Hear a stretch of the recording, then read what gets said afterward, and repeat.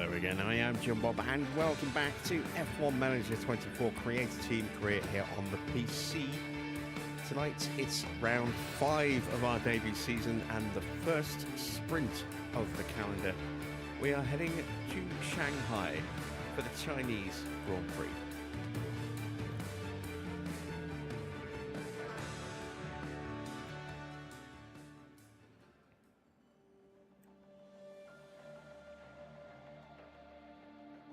So then, let's take a little stock of where we are, shall we? It's the day of the Grand Prix. Got 183 grand in the bank. We have recently signed a new affiliate, Tuka Toponen. We've got his training up and running. We've got him on wet track at the moment to try and boost his control and smoothness primarily, and then adaptability and accuracy will get a nice little boost as well, hopefully. As far as training goes, we don't have the greatest race sim. We do need an upgrade for that. We don't have the 3 million we need. And as far as the car goes, I think we've just fitted some new parts, haven't we? Let's take a quick overview. So both cars are running a brand new chassis. Got a new front wing, I think, in the works. Still on the original rear wing. We've got these side pods on the way, but we haven't got them built yet. We also have one new underfloor, and we can't build a replacement for the one that got broken in the last race because, unfortunately, all of our manufacturing slots are tied up right now. And we do have the new suspension on both cars as well. So a little difference between the two. Nothing earth-shattering, but it will have a slight performance impact between the two cars. So here you can see that the main difference is a little bit of downforce, a tiny bit of speed, and some dirty air performance as well. You can see the sliders moving to represent a car that does have and doesn't have. Mick has the new underfloor. Teo broke his as soon as he got it, so he is going to have to go without for a little while. As you can see, only got the 2 slots available. We've got to wait 9 days for this chassis before we can start building another underfloor to replace the one that's gone, and we also need to build those new side pods as well. So desperately need our upgrade for the factory. It's on its way through. It's still 59 days away, but it could be a little bit better for us. Evening, Esparza. How are you today? Right, let's set our targets, shall we? We're going to go 18th for both, I think. Let's see how we do. We're just getting settled here in Shanghai, ahead of the Chinese Grand Prix. A visit to Shanghai International Circuit can only mean it's time for the Chinese Grand Prix. This state-of-the-art track combines high G-force corners with one of the longest straights on the calendar. And with space for up to 200,000 spectators, not a minute of action will be missed. In this round, the teams have 2 races to contend with both the sprint and the Grand Prix offering the chance to bag some championship points. There's nothing like a race weekend in Formula One.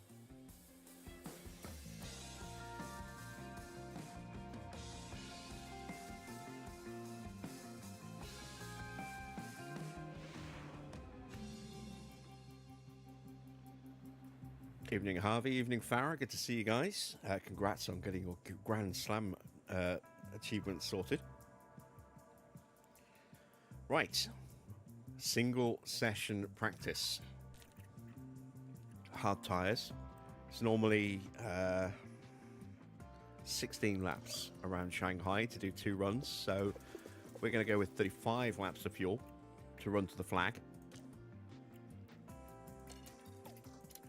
Drop those settings down.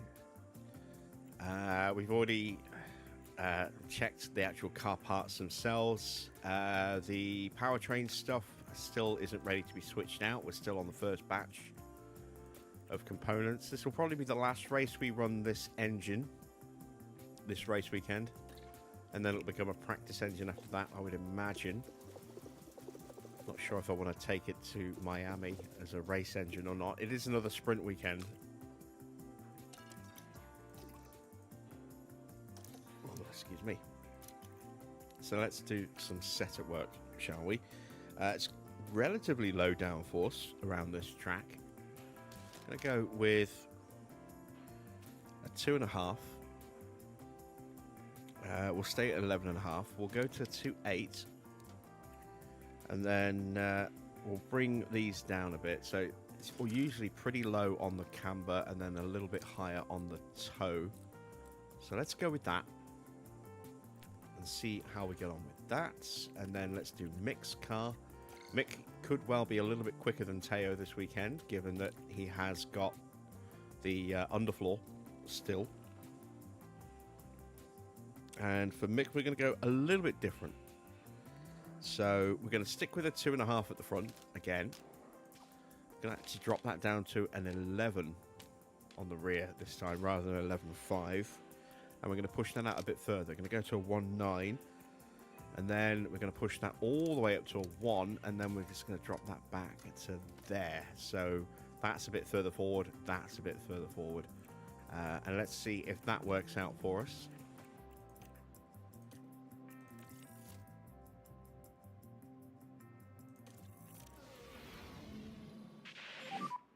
Should be green now. Let's send Mick out first.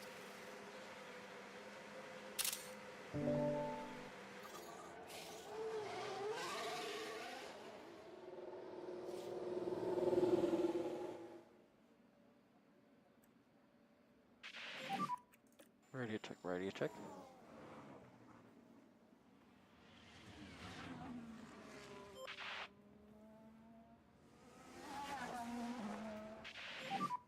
Radio check.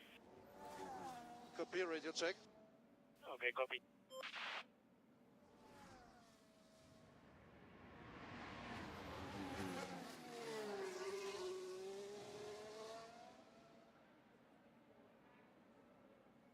I'm just looking for anything unusual in the graphics display.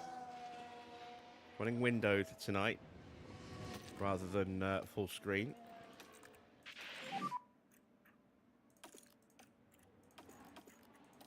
Yeah, copy. Because that did seem to improve performance a little bit. Copy.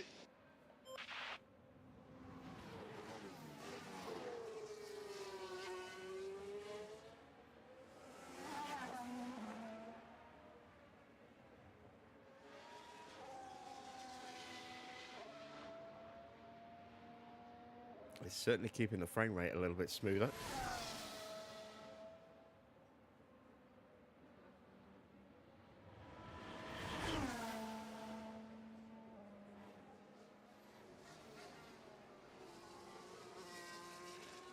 And everything looks pretty good. Behrman is in for Ferrari. Kasper Stucker and Tim Tramnitz both in for Red Bull. Freddie Vesti in for Mercedes. Colapinto's in for Williams. That's it for the rookies. We're seeing people out on the soft tyres. Let's speed time up, shall we?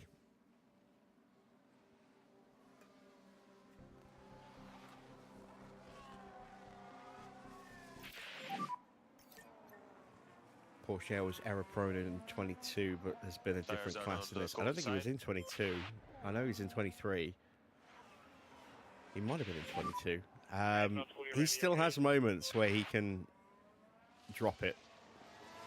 We saw his on the PlayStation. His career didn't really do much until that final season. He was making a lot of mistakes. And one year he had 7 DNFs.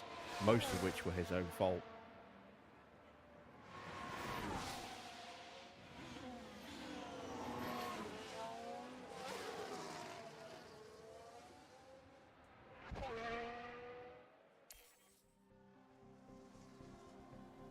So he absolutely has the potential to go rogue.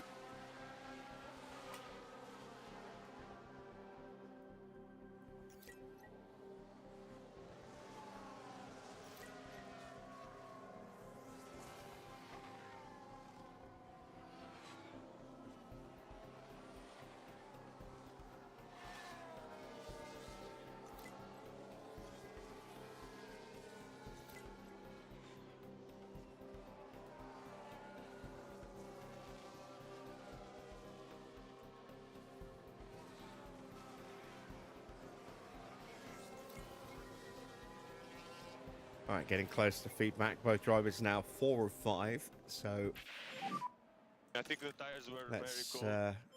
get ready to see what they think.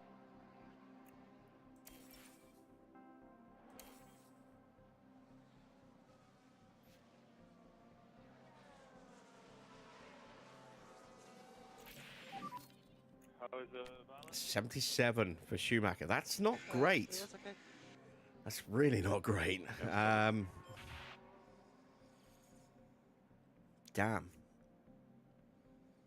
All right, well, we're likely to start near the back anyway, so I am very much prepared to break Parc Fermé. We'll make some blind changes at the end of the run before qualifying for the sprint starts, and then, depending on how we do in the sprint quali, we might just break Parc Fermé. And he's 63 for Teo. Oh, Feels good. that's way off. It's alarmingly way off.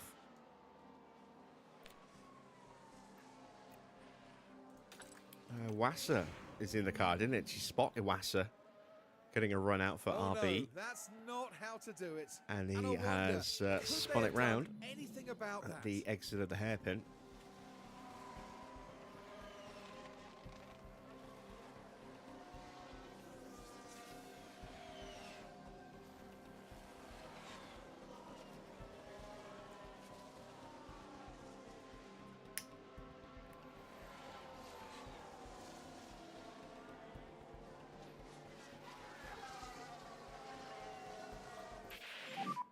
Rear zone, cool side.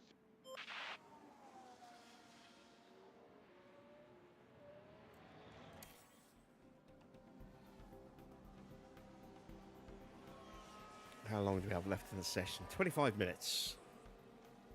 Got a lot of track knowledge to gain, and car part knowledge for that matter. The new chassis and suspensions. And Mick still needs to finish learning that underfloor as well.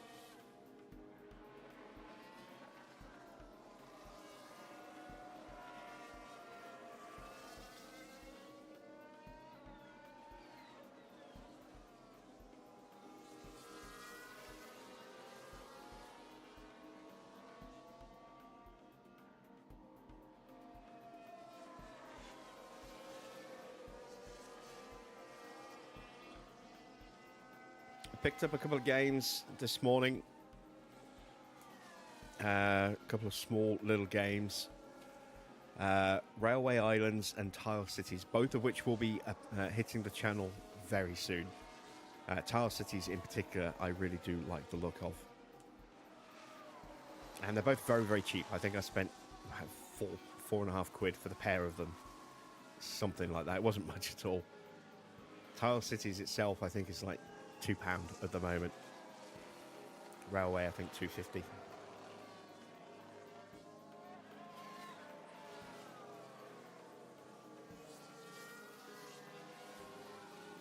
They're kind of puzzle games, but there is a free build element in Tile City as well. I really like the concept of it, This lap. so I'm going to give that a whirl and start recording some stuff for that tomorrow, I think.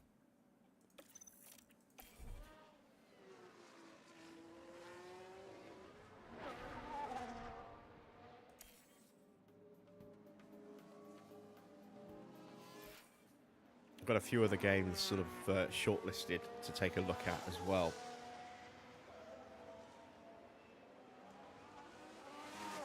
Do a little series of little indie games on Steam.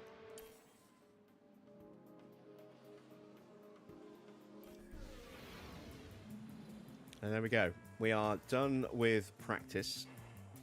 Sainz looking pretty good. Piastri looking pretty good as well. As is Norris, for that matter. Then a bit of a gap to everybody else. Ollie Behrman obviously is not to the same standard as Charles Leclerc, so we can't take that into account for the Ferrari. But again, it's practice. It's not binding, so we could well see a fair bit of difference in the performance for everybody. Well Welcome everyone, qualifying for the sprint awaits us and we're raring to get going.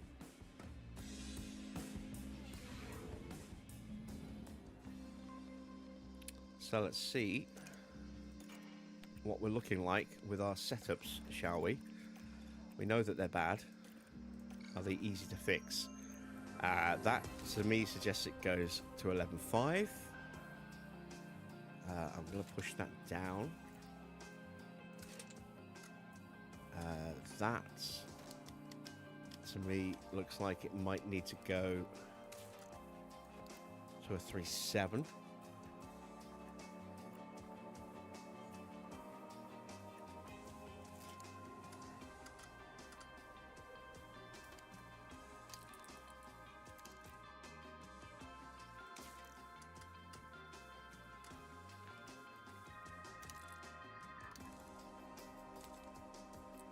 Let's give that a go. See how we do. That's a good gap. That's a good gap. That's a good gap. Those look to be safe gaps as well. So that is our blind change for Mick. Let's take a look at Teo. Ooh. Why am I at 12.5? That should have been 11.5. That's my own fault. That should be at least 11.5, maybe even an 11. That looks like that's going to need to go to there. Bring that back a bit, and then let's bring that down to there. That's too much, I think. Let's push that up to a 3.5. I'm a little concerned about that, actually. Maybe that's an 11. And that's lower. Let's try it with an 11. Let's go 2.5, 11. That's a good gap on the cornering. Need to change the gap here a little bit. Let's push that up a bit more. Let's try that. And we'll send them out. And as I said, based on how we do, we may well just break Parc Ferme and start them from the back. But we'll see how we do with quali in this first session. Quite a few cars making their way out.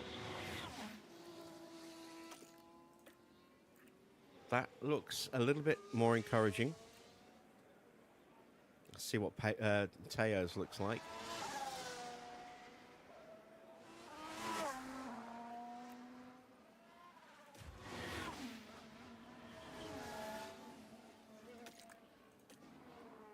Pretty similar, not quite as high, maybe. Although I think Teo does have a slightly longer, very low confidence bar, so maybe they're about the same.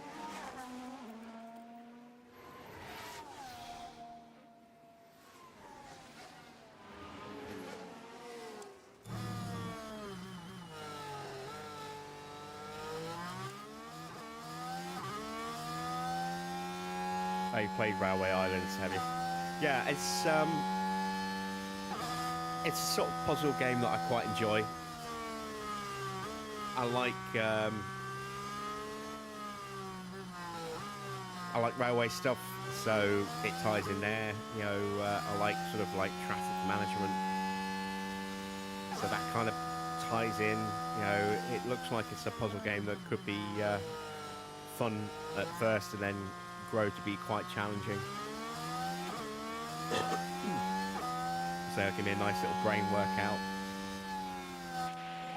And I was looking around at some of the stuff. I've had Railbound on my wish list for a little while. That's another one I'm going to be getting around to at some point. But we'll do Railway Island first, I think.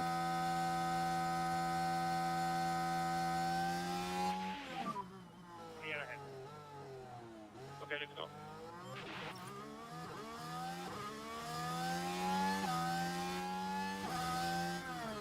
A little bit overcast.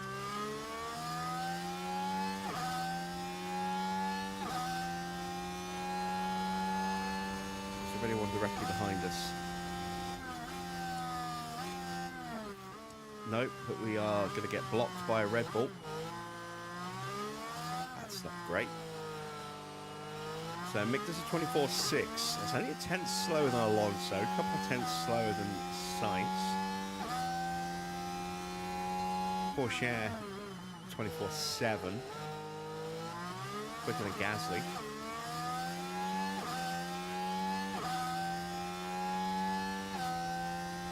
28.8 in the middle, 0.6 slower than Sainz, but then you'd expect to be quite a way off the Ferrari.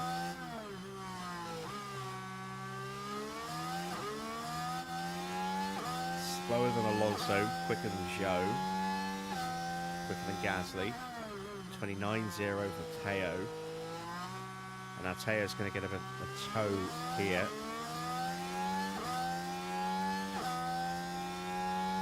I think that's Gasly in front of us, or is it Ocon? No, I think Ocon's behind us.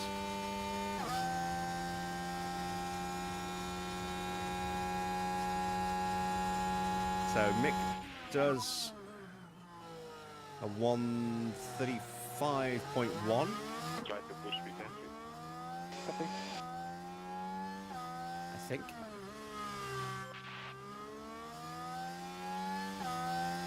.9 seconds off the front. Porsche is a tenth further back, tenth and a half further back. So yeah, 1:35.1 or 1:35.2. That's not too bad. Joe actually ended up going a little bit quicker than us in the end. Ocon sits right between the two of us. We are ahead of Magnussen, ahead of Gasly. Let's get back to the pits and take a look at the state of the cars.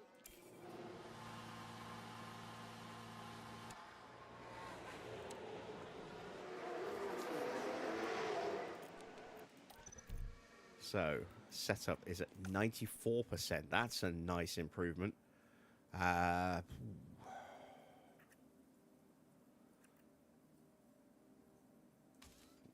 do a little tweak just to see if moving that slider back that direction and that going that way actually fixes those two values. I know it's potentially going to break that. It's definitely going to break that. But we're using this to see if we can figure out where the other one needs to go. If not for now, certainly then for after the sprint. And let's take a look at Teo. Teo at 94 as well. So let's just, again, do that. Let's drop that down to a 2 so that we get a little bit of movement there, there, and here. That might break, but I'm okay with that. Again, we're just exploring at the moment.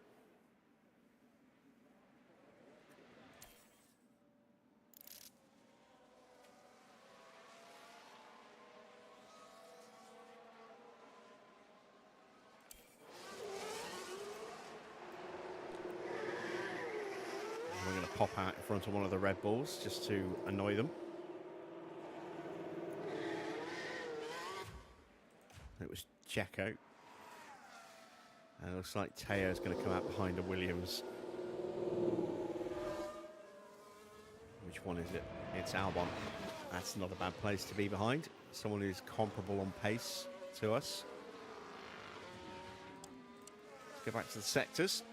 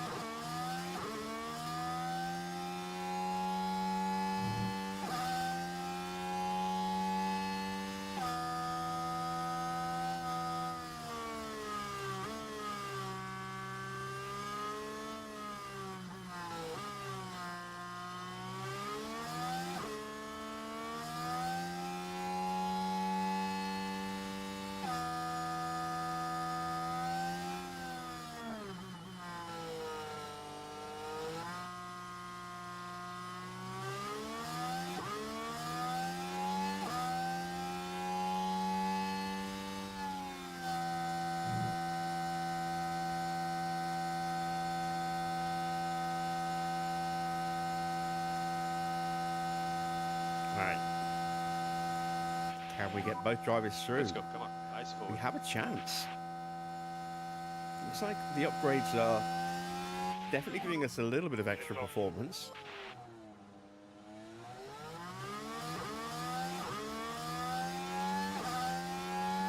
Leclerc sets a new personal best in the middle sector, 28.0. Well, new session best, goes purple. And we are off and running.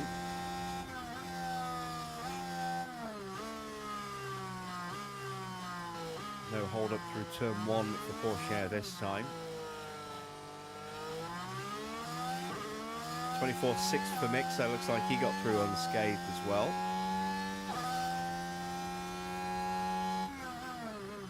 24.7 for Teo, again just slightly down on Mick. Mick actually with a personal best, not quite a personal best for Porsche, surprisingly. Maybe he really didn't lose any time to that Red Bull on his first run. Leclerc has posted a new best time of 132.6. Porsche now into the drop zone in 17th. 28.9 for Mick in the middle, no improvement there. Porsche does find a touch, he's at 29.0. We are quicker than Albon. We're up by half a second at the moment.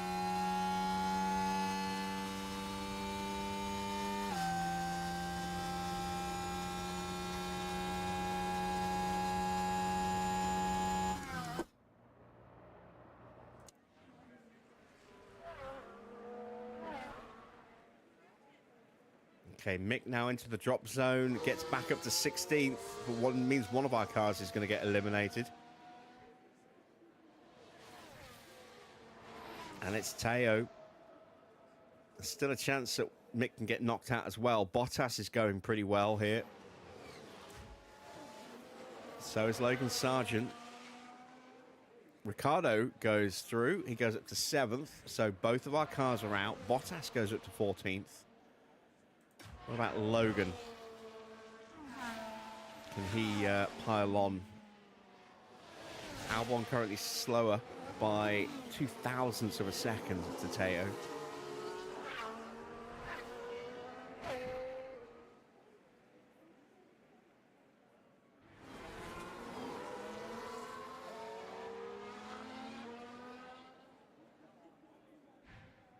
And Sargent goes through. So Albon is bottom. We are 21st and 19th. And that is a little worrying because I thought we had a bit more pace than that.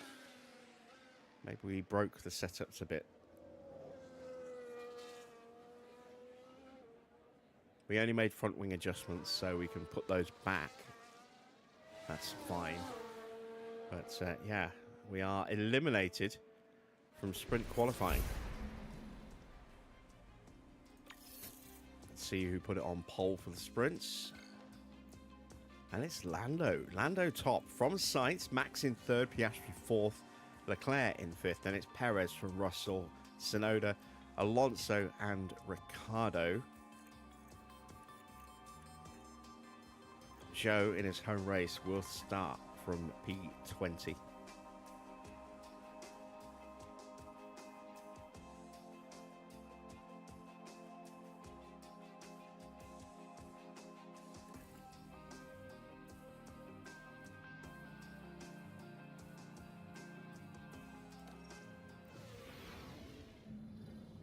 Hello and welcome as our Grand Prix weekend continues, and the sprint will soon be upon us. Of course, this is the first sprint of the season, adding an extra challenge for the drivers and their teams. But as ever, in Formula One, an extra challenge is an extra opportunity. The prospect of bagging a few extra points is certainly going to spur these teams on to fight competitively and finish in the top spots. Well, it's not too long now until the sprint around Shanghai, where we'll see who comes out on top.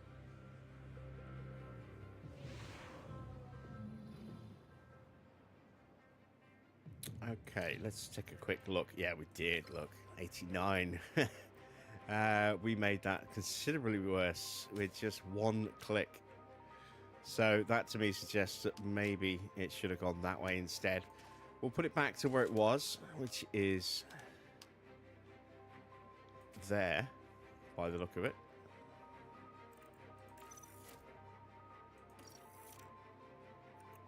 No, there we go.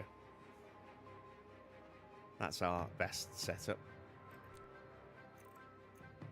94. Let's take a look over here.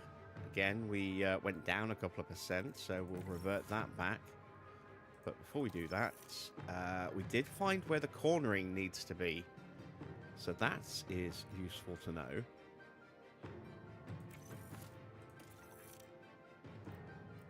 There we go. Because we've got pretty good setup values, we're not going to break Parc Fermé.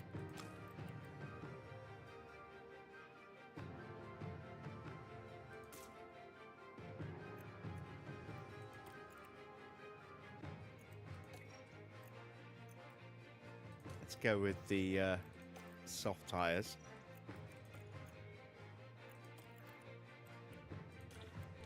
You're having fun with the big bangers there, are you, Parrot?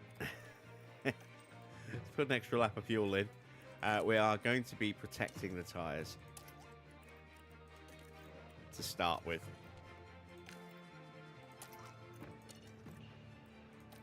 Might even drop them down a little bit further after the opening couple of laps. Not going to push the batteries. And let's see how we do. Let's send them to the grid for the start of the sprint at Shanghai.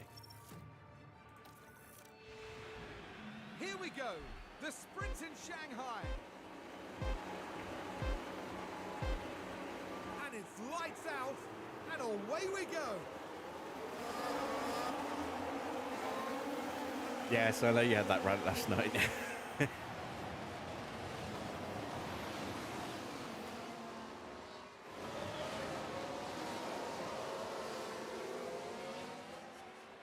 All right, what's my track temperature? 37.6 degrees.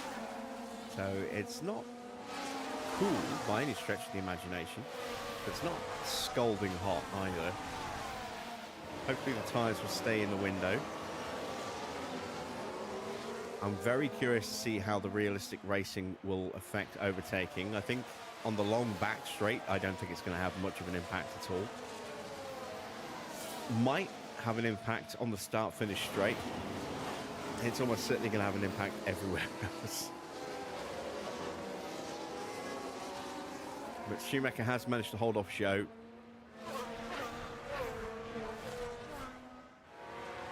Albon's made a good start. He's up to 19th. So he's up 3 places. We're not the only ones on the softs either, look.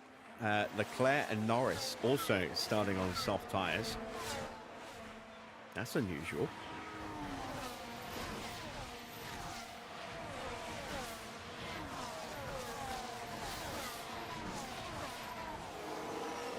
And our finish position targets with our sponsors do not count in sprints. So if we don't finish with both in the top 18 here in the sprint, it's not the end of the world.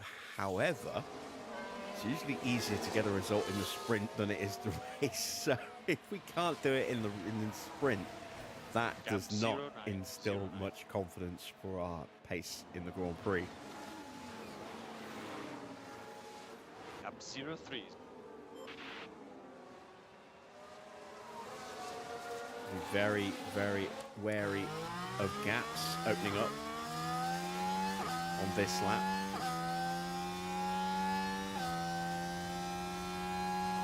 Don't want to get dropped by the train right at the beginning.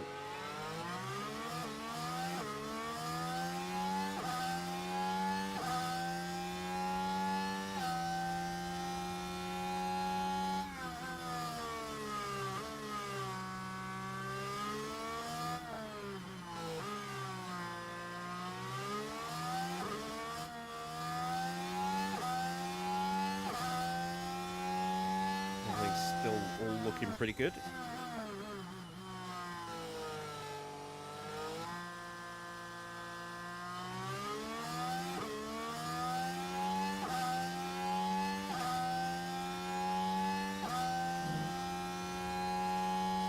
It's too early for us to use the battery. We need to wait at least one more lap if we can.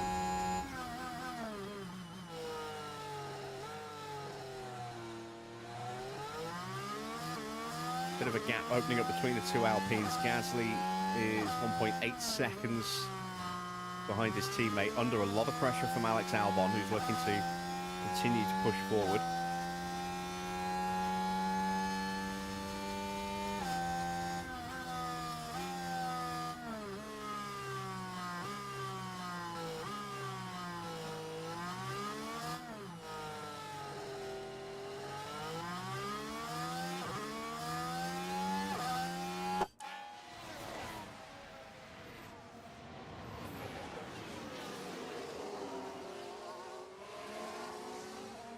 So far, so good with the tyre wear.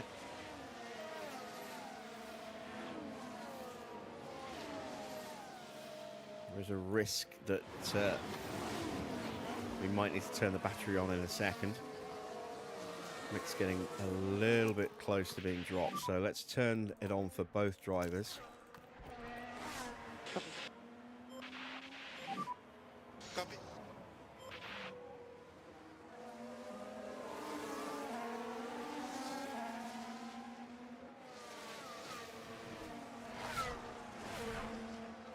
You can see Gasly's been pushing this lap to close back up to his teammate. This is why I said it was too late, or too early to use the battery right at the beginning.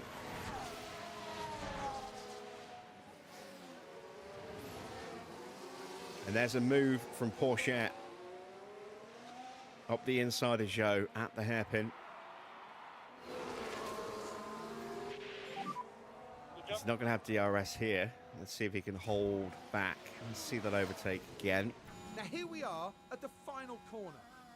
They decide to give it a go. Lovely little bit of braking there. And the overtake is made.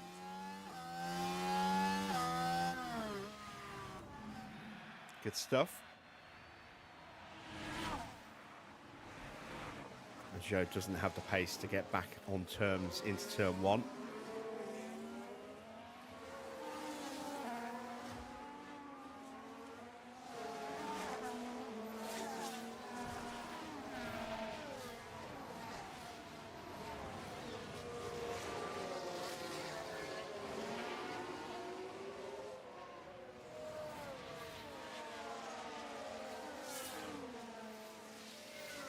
And I'd like to turn the battery off on Mick to make it easier on Teo, but he's not comfortable in not pushing just yet. You kind of have to.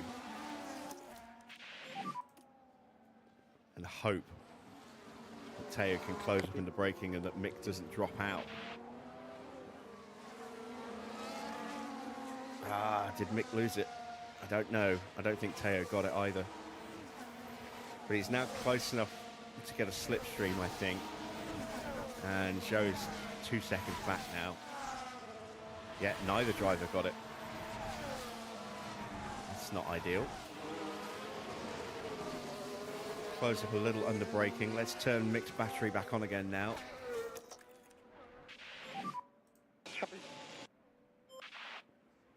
I'll turn Teo's off. Copy, copy.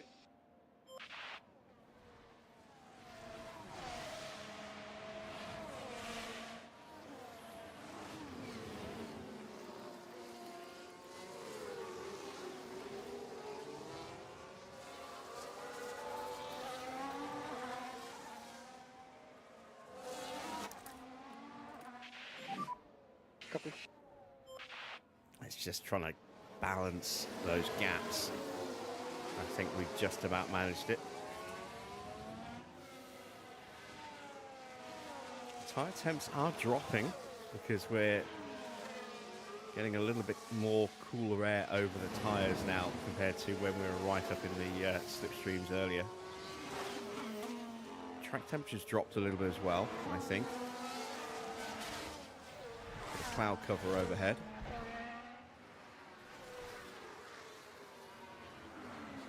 And I think Albon's going to have a look at Gasly here. He should get the move done now. Ocon has pushed forward past Sargent.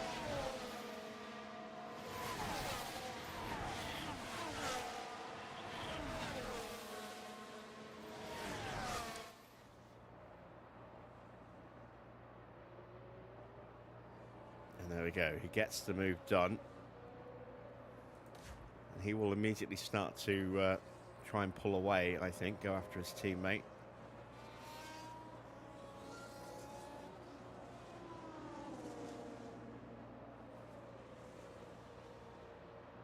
And that tyre disparity is starting to open up again. It's about 10% wear difference now between us and the cars at the back. Anyway, you can see the ones at the front a little bit better at looking after their tyres.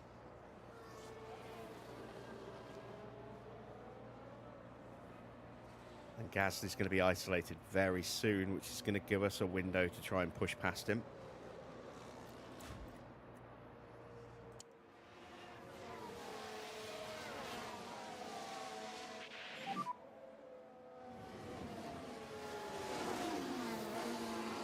Gap 03. Gap 05.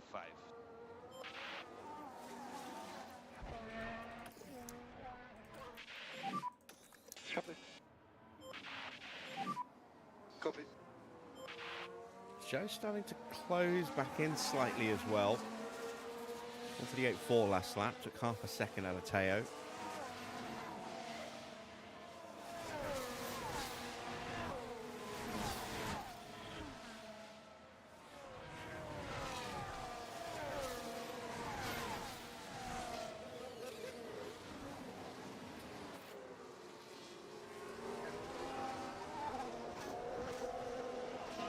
It's lap 7. We're just about to start our 7th lap. And we still haven't really made any progress. This is a little worrying. Yellow flag. Sergeant's off. And he's got a fault as well. But it looks like they're carrying some kind of fault. I wonder if the fault caused him to lock up there. I doubt it. Right then, you can take a look now. Okay, so heading into turn 1 here. Very heavy on the brakes, but that's just the risk you take. The later you leave it. And does Zhou go through as well? No, he gets back out in front of Zhou. His tyres are taking a hit though, down to 58%. He might have to stop. Put a fresh set of boots on. Schumacher currently all over the back of Gasly in that slipstream, despite running in harvest mode. So we've got an opportunity to try and punch our way through here, which we are going to take.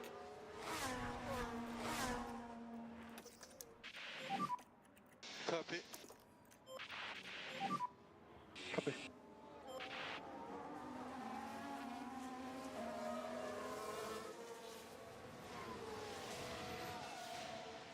See how easily we can get this move done. Understood. If at all.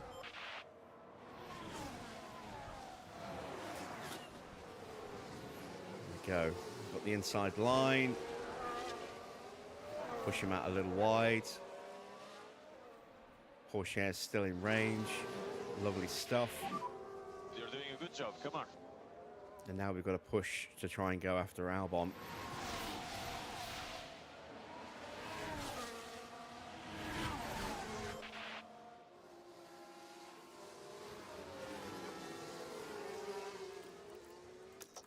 Let's see if we can catch out Gasly here with Teo.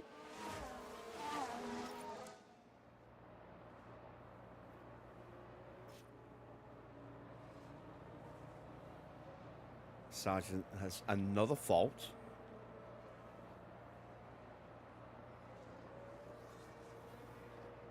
Okay, so we're not going to get onto Gasly just there. Copy.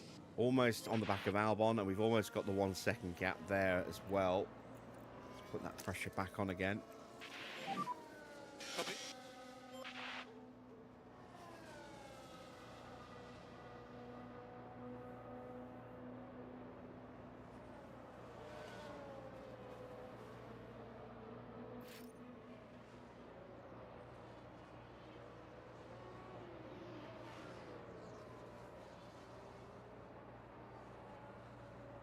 go. Starting to close in.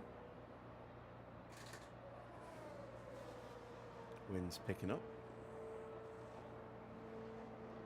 Making my blinds misbehave. Mick now out of battery. Couldn't quite get onto Albon. We're almost out of battery with Teo. Can we get alongside him into turn 1 here?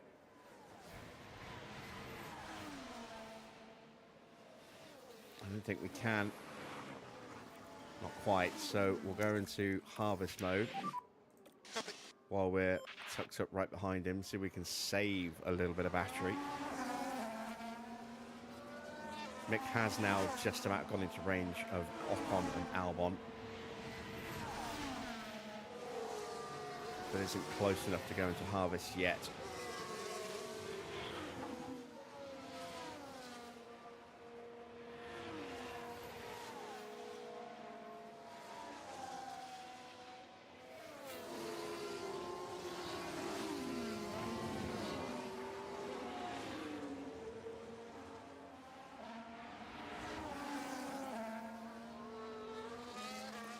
Let's have another go at getting past Pierre. Copy. 10 laps to go.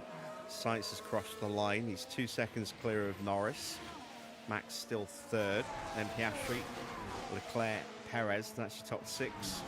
Ferraris, McLarens and Red Bulls.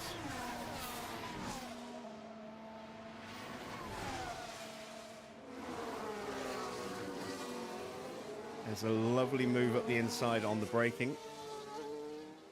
And Magnussen's in for a new set of tyres.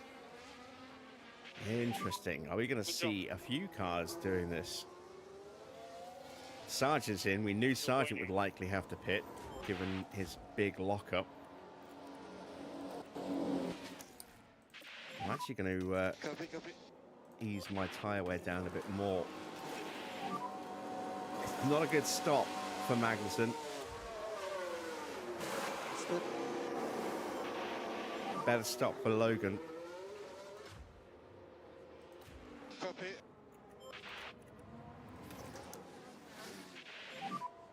Copy.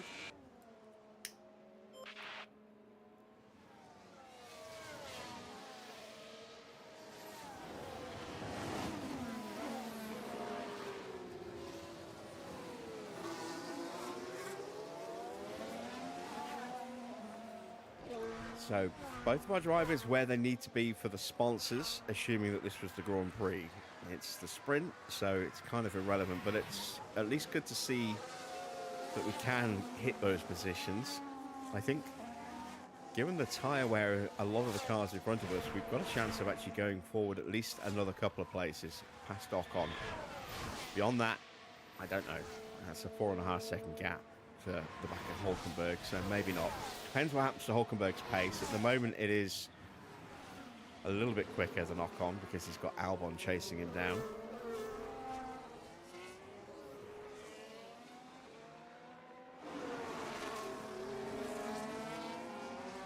Definitely the possibility of further pit stops.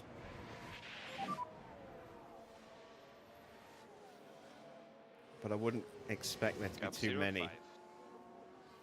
It's coming to us. And we can expect Magnussen and Sargent's pace to be a lot faster now that they're on those fresh, soft tyres.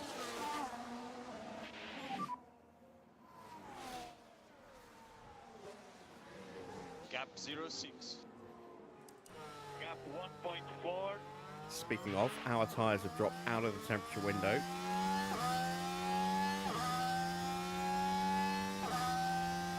So that's okay.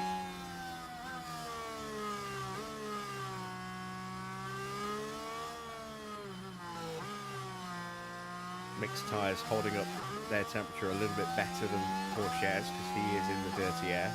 Pourchaire isn't. Not yet. He's about to be. Gap 07. It's both good there.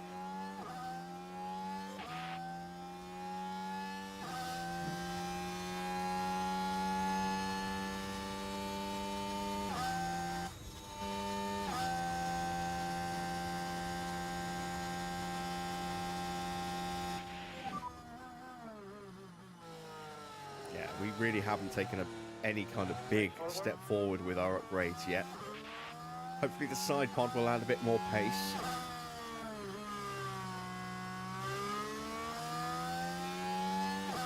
But that's going to be a little while before we can get that on the car.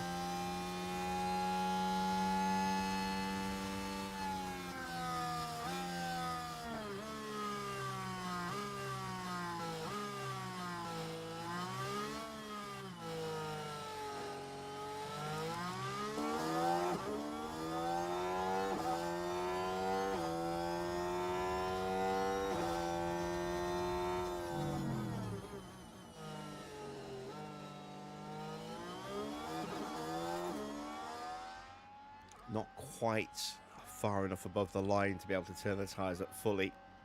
At least for Teo. Maybe for Mick. But I don't really want to for Mick. Don't worry. Oh, Gasly's picked up a fault. That's behind us. He's 2.5 seconds back. So that will help him to act as a bit of a roadblock. See there, Magnussen's pace, 136.2. He's lapping much quicker than we are. 3 seconds a lap quicker than us. Nearly 4 seconds to show.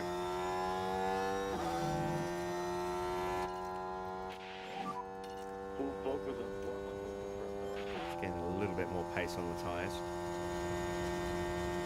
And there is an opportunity now to make a move.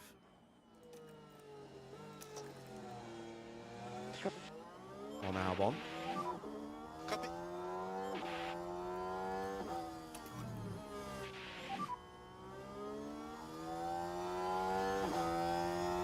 Copy.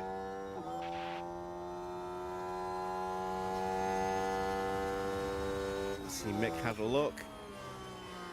Didn't get it.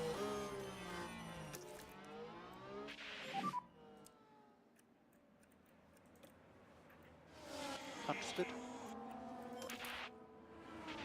Porsche back in range now. Copy.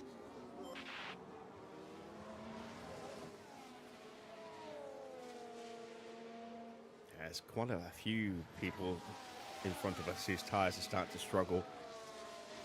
But the realistic racing mod, along with our rubbish car, is making it very difficult for us to actually move forward.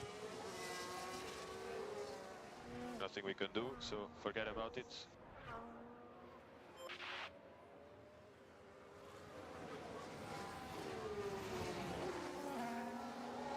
And Albon looks like he might be trying to get back into Ocon's DRS.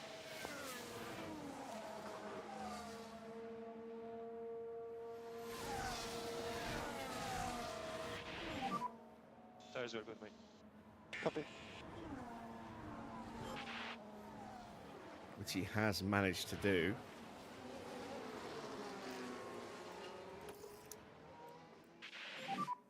Copy.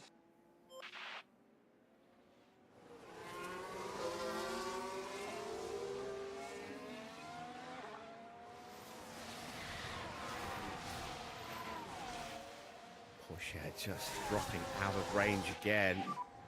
Gap 0. Really needs that underfloor upgrade for Come the improved downforce.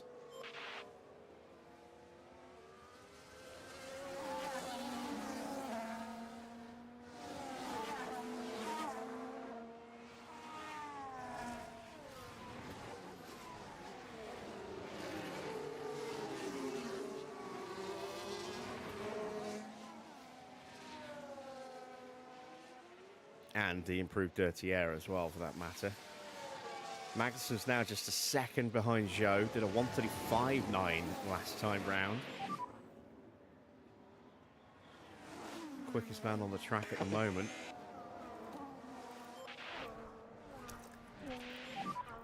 Copy. Hand down now, try to get a good pace. Copy.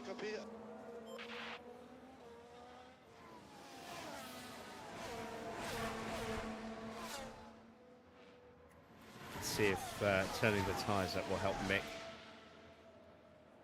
Albon's in the range.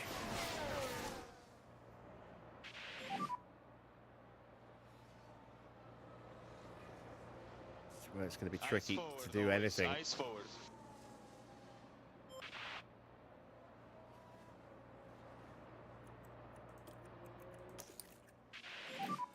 Copy that. Copy. Yeah, Albon is putting some pressure onto Ocon. Whether that will open up any opportunities for us, I don't know. 139.7, not a great lap for Esteban. Yeah, how are the tires? Starting to struggle to the rear. Copy. Copy. It's just no way through at the moment, is there? Copy. Annoyingly. Yeah.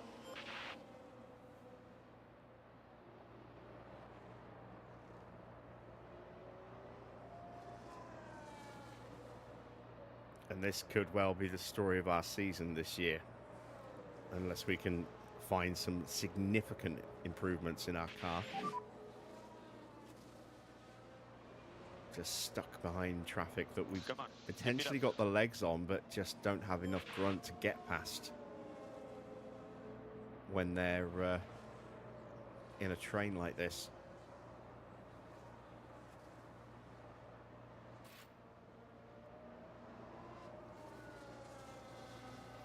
Laps are ticking down. There's only 4 laps to go when we cross the line.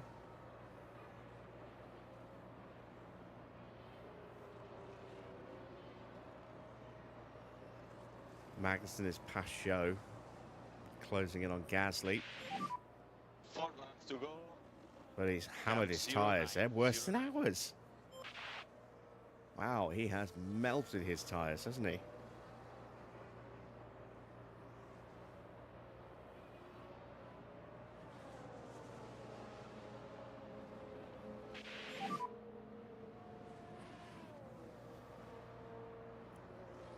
Okay, mate, no worries. Race is long.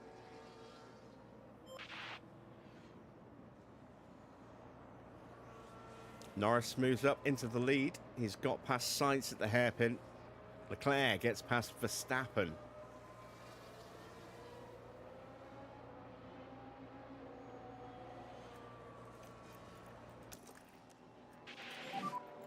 Copy. Copy. I'm trying to go faster. All right, this time, maybe.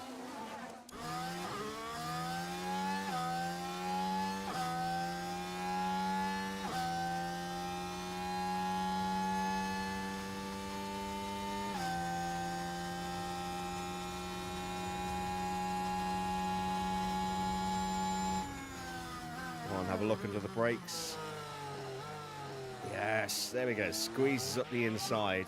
And now Ocon should be much easier to get past. Gap 0.9. Bravo.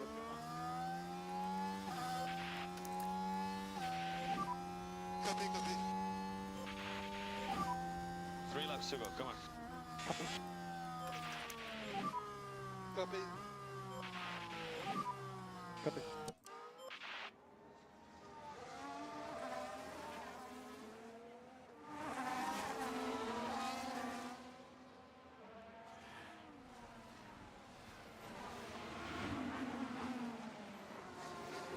So I don't want to get too close to Ocon because when I do suddenly punch forward, I want to try and create a gap that puts Albon out of DRS range and makes it easier for Teo to have a run at him.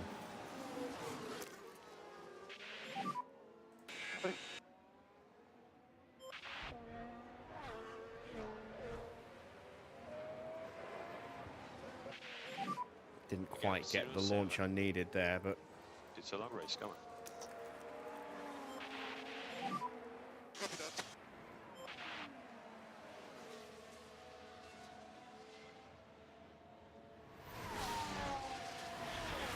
we should hopefully be able to set him up for the next DRS zone after the hairpin.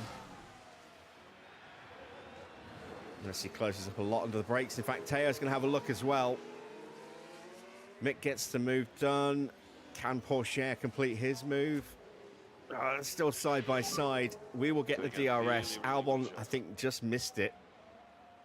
He did. So we have got a chance into turn 1.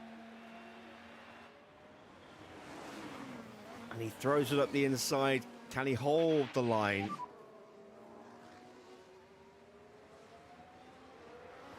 Albon just squeezing back ahead of us. 2 laps to go. Copy. Into harvest again. Copy. Now 2 laps left. Here's another little look from Teo, but he's not quite close enough. And Mick has dropped Ocon. Unfortunately, Albon has closed right back up to him again. That's the final lap for Lando Norris just starting. He is still in the lead. He's nearly 2 seconds clear now of Sainz. Max has got back in front of Charles Leclerc. I know, man. Just keep it cool.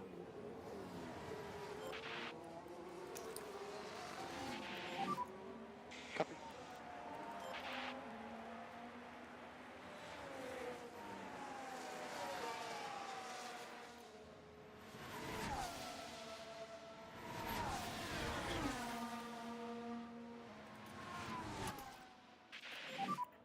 Copy.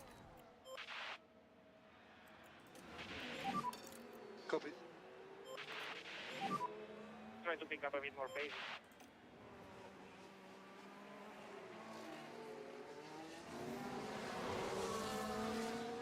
Mick is comfortably clear now. Last lap.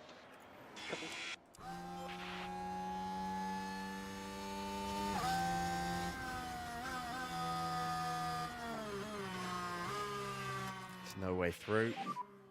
Copy. Not yet.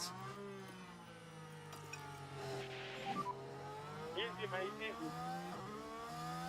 Copy.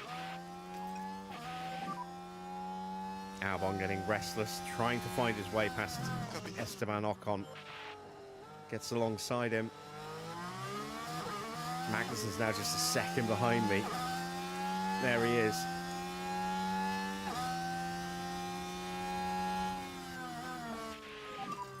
Do your best. I think we need to start getting a little bit quicker.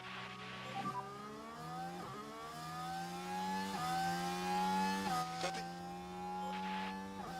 Come on, Albon, break that gap. I think he has done. This will give me an opportunity. Copy.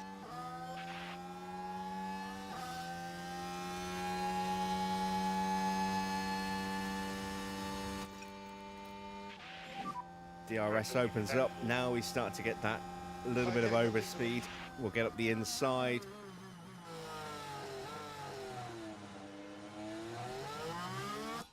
Move is done, and that is 17th place for Teo. Good job, mate. 15th for Mick. That isn't too bad a result. But it just shows that we are going to have our work cut out for us in the Grand Prix. It's the end of the race.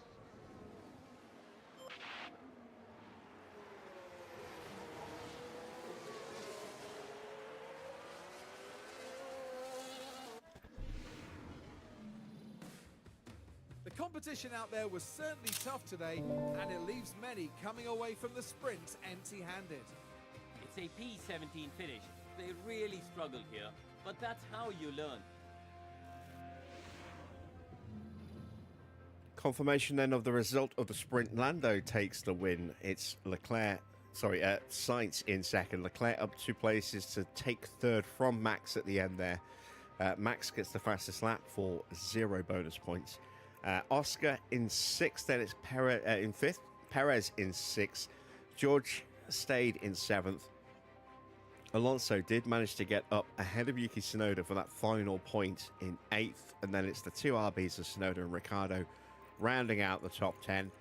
A little bit further down, we then see Lance Stroll in 11th, Hamilton in 12th, Bottas 13th, Hülkenberg 14th, Mick up 4 places for 15th, Albon up 6 from the back of the grid to 16th. Up 4 places as well for Teo. He takes 17th ahead of Ocon, Magnussen, Gasly, Sargent, and Zhou Guanyu. Will practice pay off for the drivers? Well, we're about to find out in qualifying. The Shanghai International Circuit is notoriously tough on tyres, so expect to see that factor into the team's strategies as they deal with this busy schedule.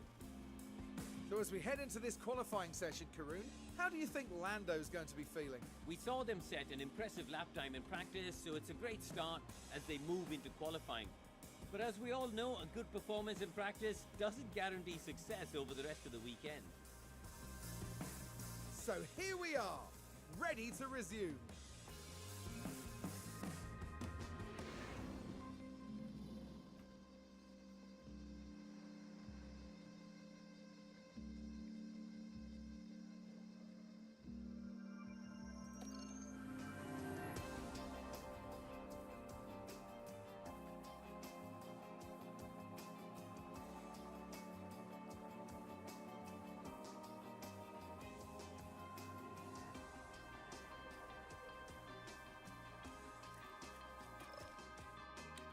Why is my setup back there? It shouldn't be.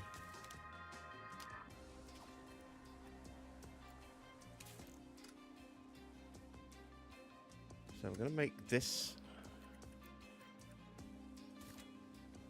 gamble. That is going to break that, isn't it?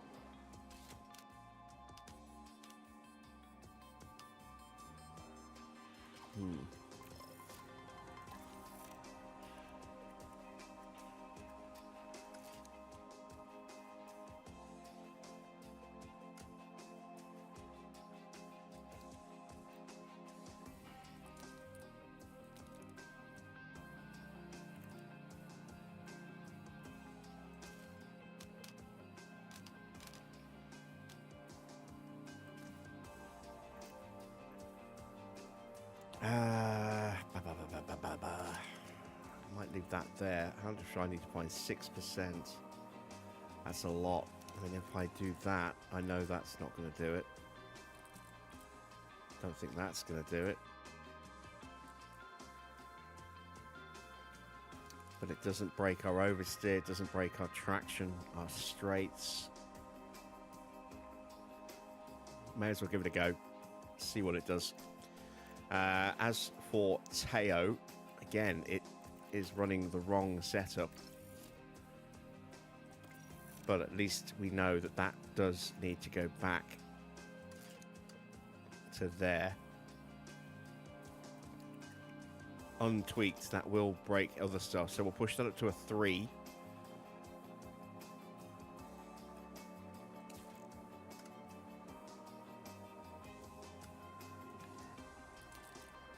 Let's push that up to a 1. Is that enough movement to get that back there where it needs to be? Hopeful.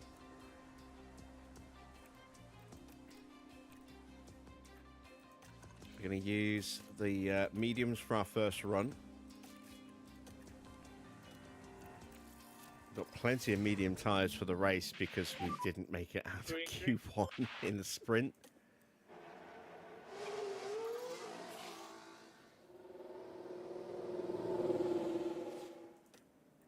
And this is just going to be a scout lap, really. So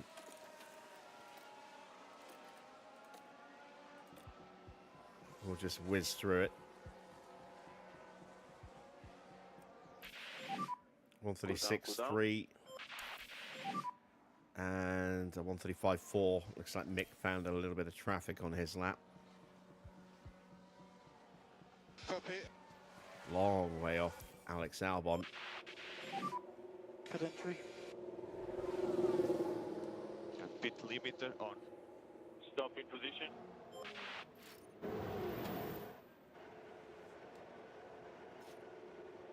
Sargent being plagued with issues this weekend. 89. What? Again? What is going on? Why hasn't it accepted the changes I put in?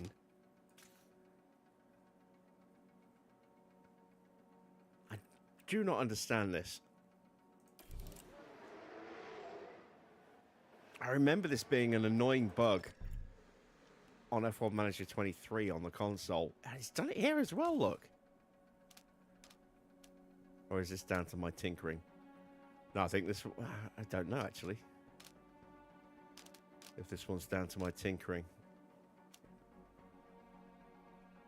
No, this one isn't down to my tinkering. This is, again, it's just that front wing change.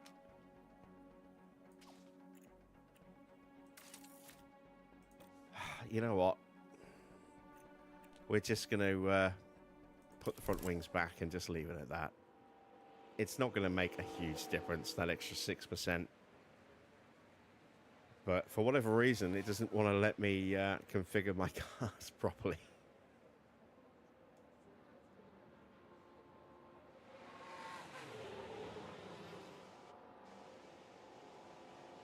Everyone's going out on scrub tyres, look. Wow, Sonoda's tyres are taking a kick in. We'll go out again on the same tyres just to make sure that those setup changes have actually taken effect.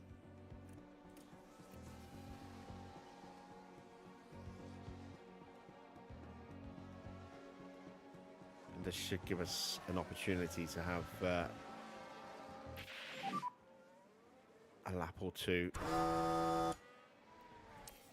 on the softs. Really slow in lap. Well, maybe just the one lap. Yeah, just the one lap. Right, there we go. Back to 94%, and that's where it's going to stay. Let's put on a set of softs. Back to 94%. Yeah, frustrating. And we're going to go out now while the track is relatively quiet.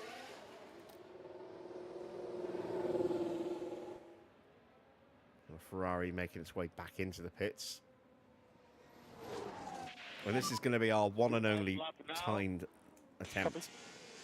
We're currently 17th and 20th. Keep loading the tire as much as you can, okay? Copy.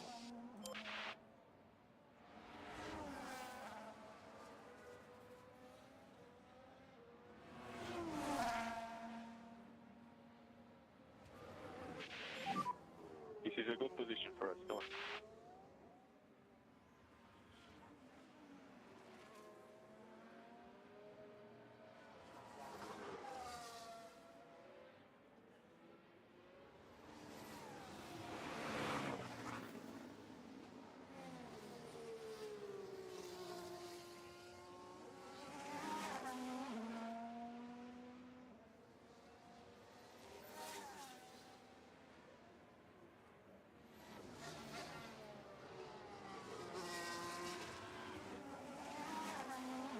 So there's no threat of disturbance from behind. That Ferrari behind us is Charles Leclerc, also on an outlap, and he's far back enough that he won't get in the way. He won't catch up to us. We do have someone just leaving the pits. That looks to be one of the Alpines. Not sure which one. I think it's Gasly. Go, go, go. Go for it. Nobody else. Oh, I was about to say nobody else is leaving, and immediately we start to see some movement. Mick will get through. What about Teo? Oh, actually, no, Mick won't get through. He's getting blocked. Ah. Yeah, we saw it. We saw. I don't have time to abort the lap and try again. We have to carry on and hope that it wasn't too bad. 25.7. That is 1.4 seconds slower than Nico Hulkenberg. A second slower than Tsunoda. Yeah, that's not a good sign. It's a 25.3 for Porsche. I think he got held up by one of the Haas drivers, by Magnussen as well. So I think we're out of qualifying before we've even had a chance to try and set a good time. Annoyingly.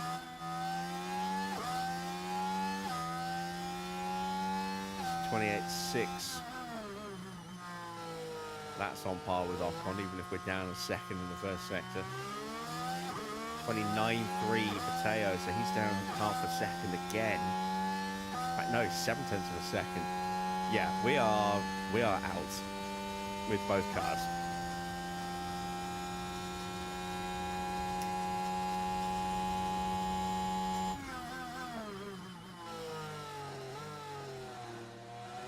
Probably should have put a set of softs on when we made those wing changes to reset the cars back to 94%.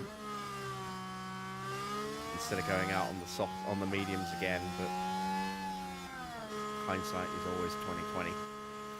So yeah, a very disappointing qualifying for us.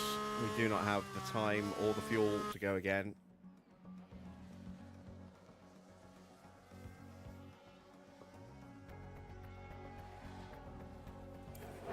And we will start from P20 and P22. There.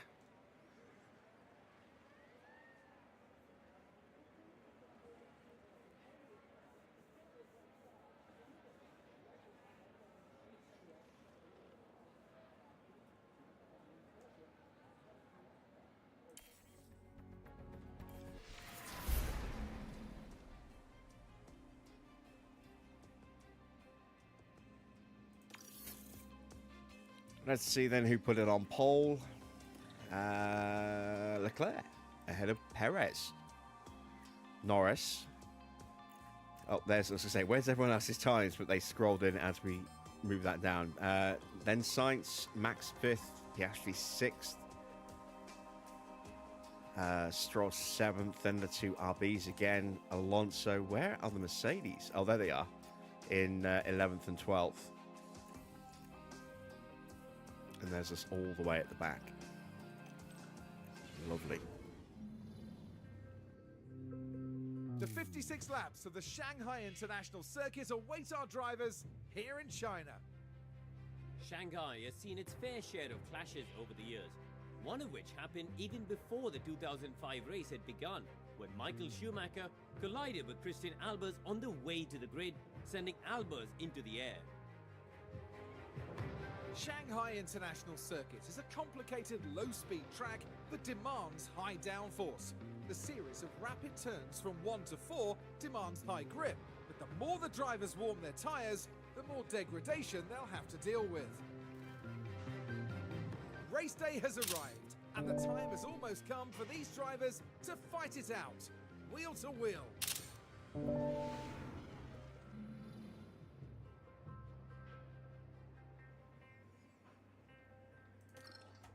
All right, let's take a look at strategy, shall we? I don't think we can go with two sets of softs. I mean, we'll take a look, but I think that's probably a little optimistic. Yeah, it's also slower. We could look at trying a 3-stop. If we go a little aggressive on that first stint.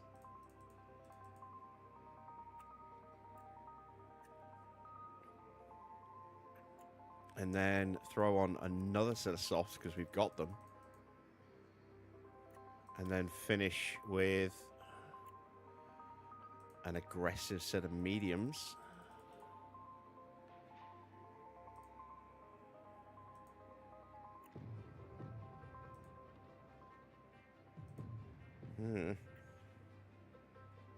That's 6 seconds slower.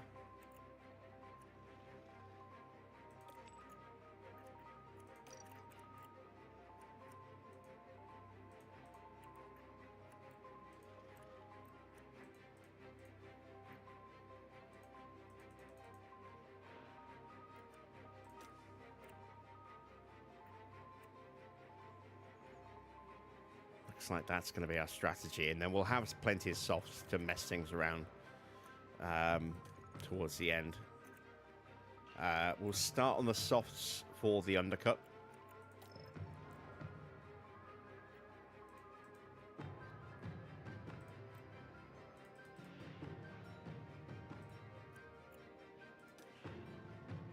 There we go. Let's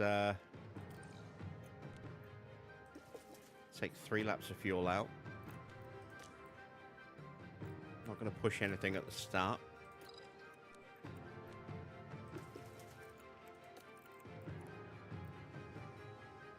What's our powertrain situation? 54%. I mean, we are at the back. I could theoretically just go, screw it, start from the pit lane, make some changes to the setup, but like I said, we're only chasing 6%. We're not likely to get it. So we will just run as we are.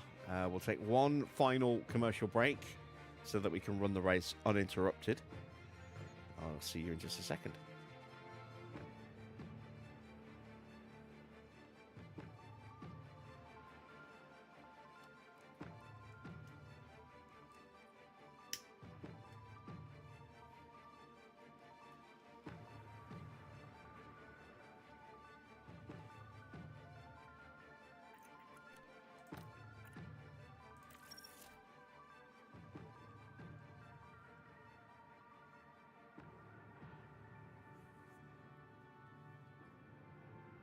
Evening, Sam. All right, let's head to the grid for the start of the Chinese Grand Prix. Well then, it's not long until we get started here, and we should be in for a tightly contested race. Mick Schumacher, a composed figure, approaching this one. Starting in 20th, the points are a long way off. Can they get a good start here and push for a respectable finish?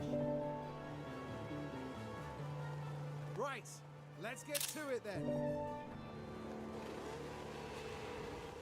It's almost time for the Chinese Grand Prix. And it's lights out and away we go.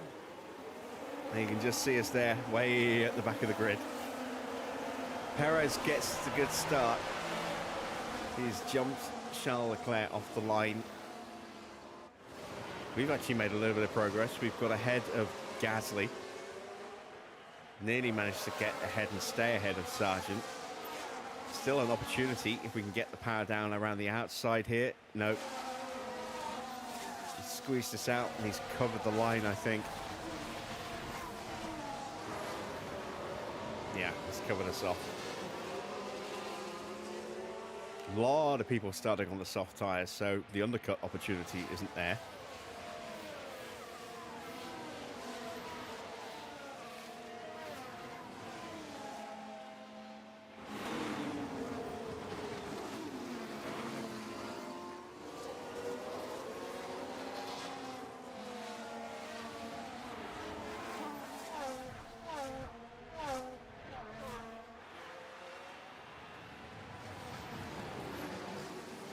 Once again, we just need to try and get through the first 2 or 3 laps if we can without using the battery to try and give us an opportunity to then start moving forward.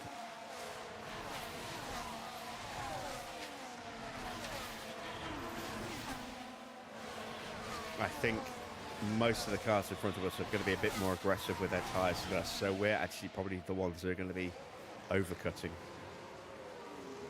when it comes to stops. Although it's not going to work in our favour.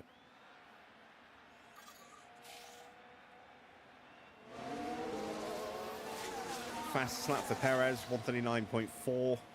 That strong start off the line has given him a little bit of a lead, but it's not significant. Not yet.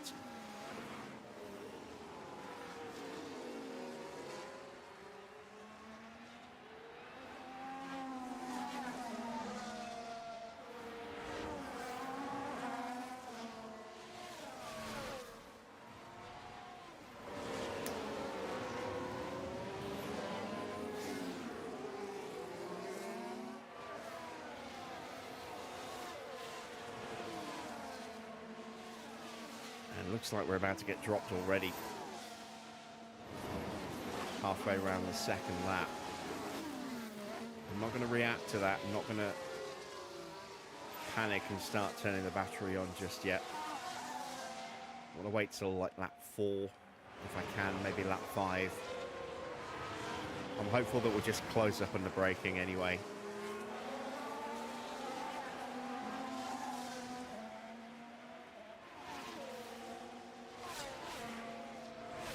Worst comes to worst, I can always let my drivers leapfrog each other.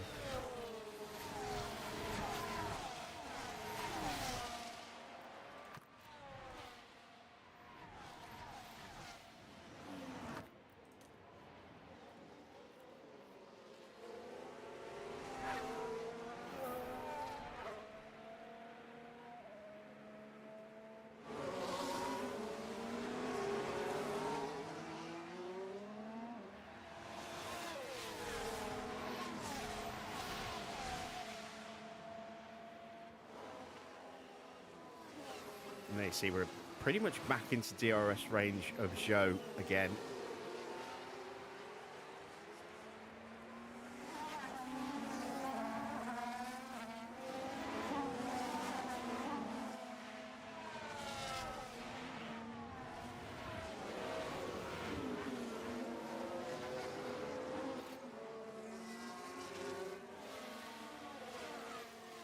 Sargent again with a mechanical issue. And as far as we can tell, they've got a fault with the car. He's having no luck this weekend, is he? He's had faults in the sprint, in qualifying, now in the Grand Prix. I'm kind of curious as to what the fault is. We never actually looked during the sprint. Evening, Adrian.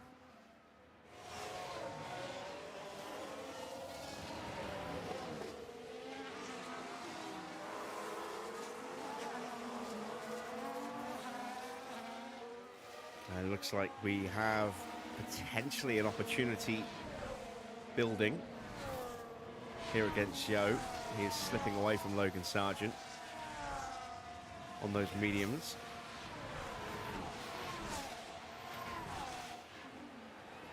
New fastest lap for Carlos Sainz in third place, putting the pressure on his teammate who's on a different tyre. He's on mediums, Sainz on the softs. Max gets ahead of Norris, so Norris going backwards.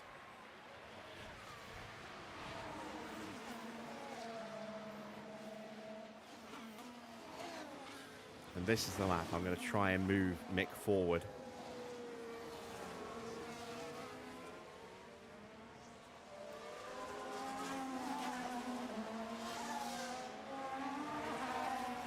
Just got to hope that Zhou doesn't try and respond to Sargent pulling away.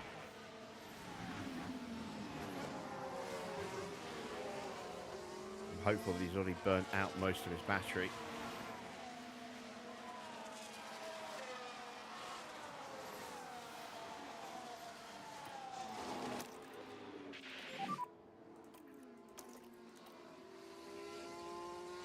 Copy. Copy, copy.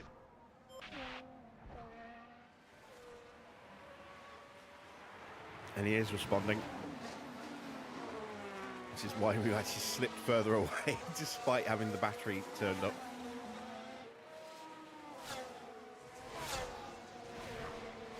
Sargent's going after Magnussen, who's already down to 66% on his tyres. We know the Haas is really bad on its tyres.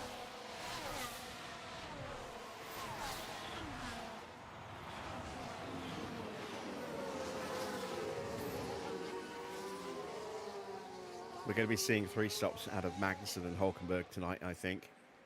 Maybe Valtteri as well. Maybe Gasly.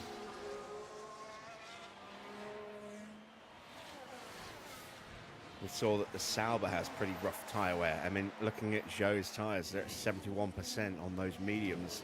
He's struggling. So he's pushing them.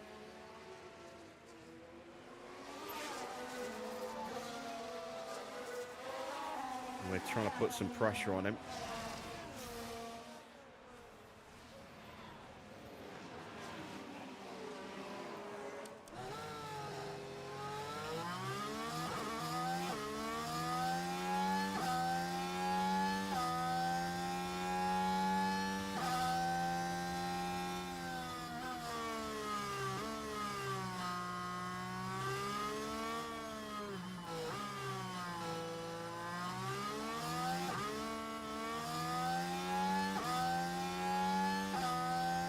Don't get the DRS, please, Zhou. right with him now. Don't think he got it. This is Mick's opportunity. He's going to be out of battery soon. So we kind of have to get the move done here. Under braking into the hairpin.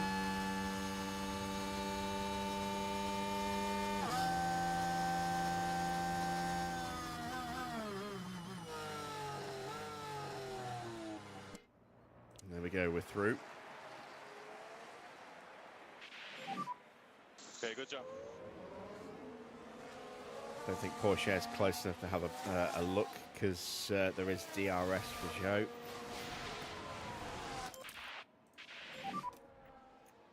So we'll put him into harvest. Copy. Copy, copy.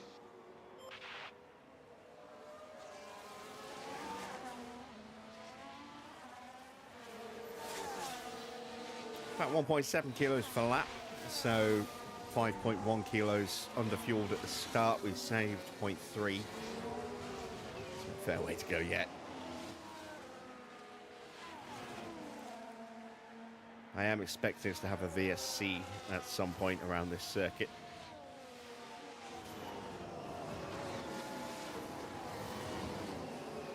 But if not, it will come down to some fuel saving. Okay, you can see that Mick has just about got onto the back of Sargent, who's now all over Magnussen. And Porsche now has a very good opportunity to get past Joe, so we'll turn his battery back on.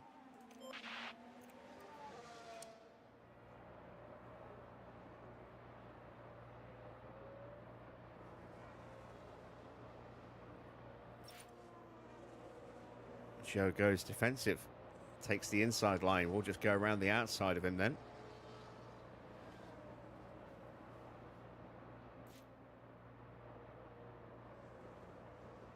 Get the better exit. Good job. There we go, through up into P20. Go back into top up now. Okay. Turn attention back to Schumacher. We'll put him into harvest. Copy. Let's see what that fault is for Logan Sargent.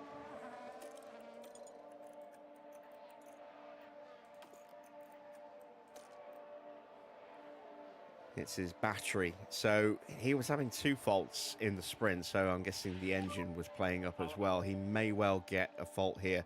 That, or it was a temporary fault that cleared up and then flared up again almost immediately. That's also possible.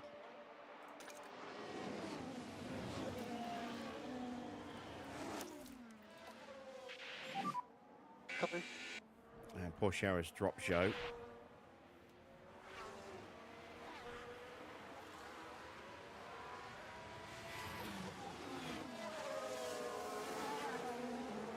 We could be looking at quite a few 3 stops around this circuit, actually. We're going to stick to our 2-stop plan.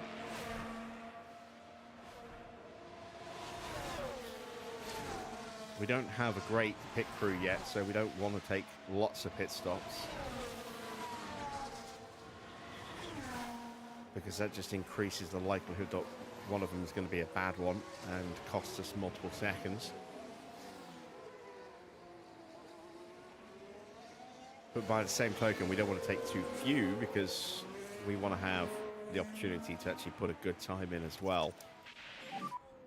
Copy. Evening, Victor. So 2 stops just about hits the sweet spot here. 3, that's a risk.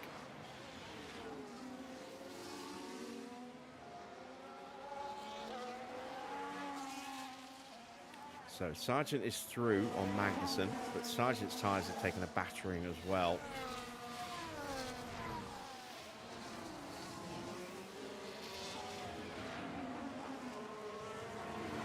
Looks like Magnussen's actually been trying to save a little bit of tyre wear. You can see that Hülkenberg's tyres in much worse condition now. It was the other way round just a couple of laps ago.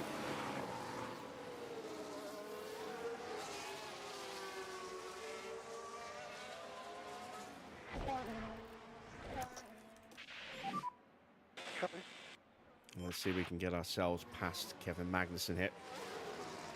Not sure if we're close enough to get the DRS. I think we might have done. It will be tight.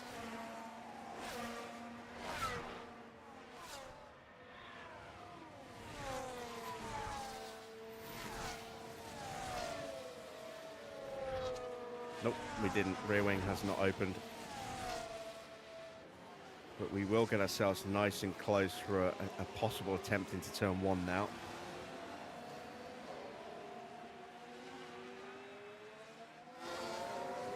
Oh, Magnussen's into the pits. Never mind.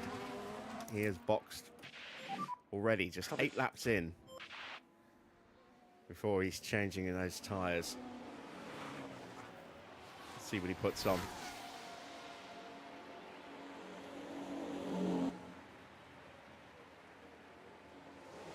Going straight to a set of hard tyres, so it could be a long stint here.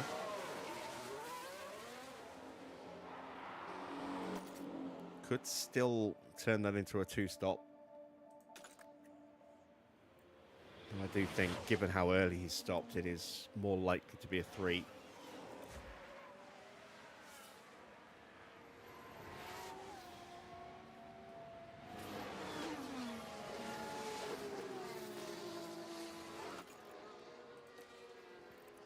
Mixed confidence is just nowhere for some reason.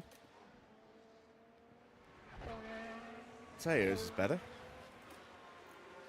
Are we getting this weird confidence bug again?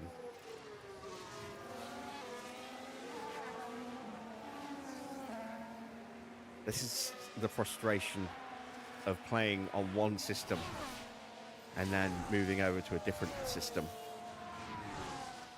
You know, all the bugs that we hated and got patched on the console still seem to be prevalent on the PC, but some of the bugs that never got patched that we hated on the console have been fixed on this, so it's kind of weird. Like it's a definite thumbs up in some parts and then a thumbs down in other areas. A little bit frustrating. But we shall persevere.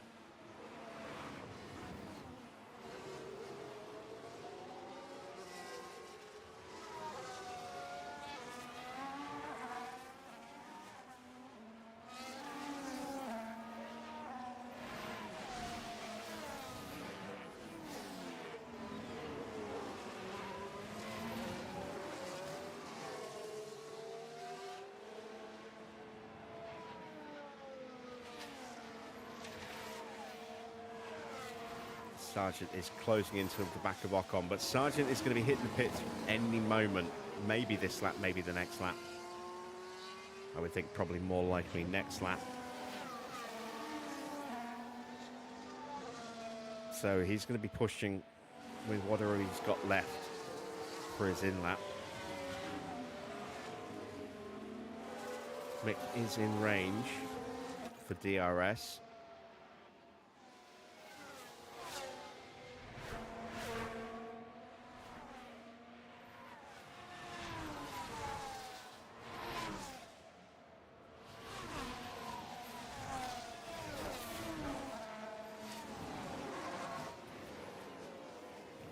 Really close under braking. Let's put the battery on and just see if we can maybe force an issue into turn 1. Bottas boxes. Sargent stays out.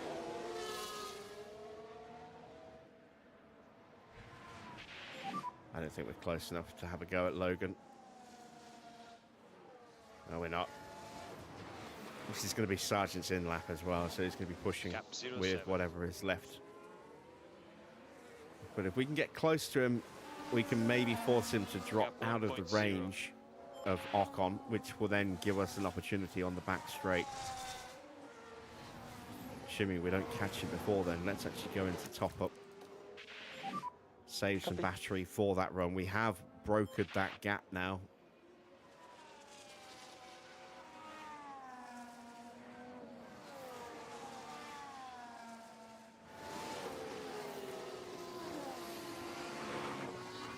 Evening 5 Eb.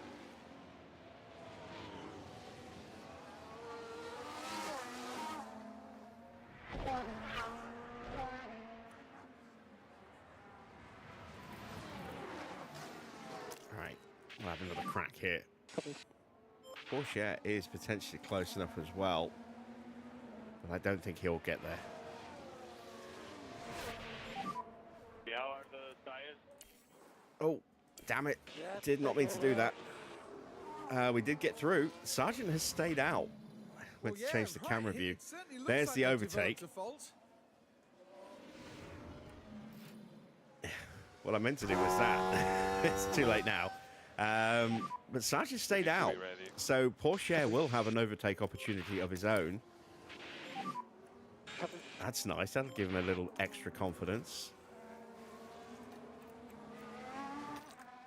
We're not too far away from our own pit window now. Hulkenberg, Zhou, and Gasly are all in.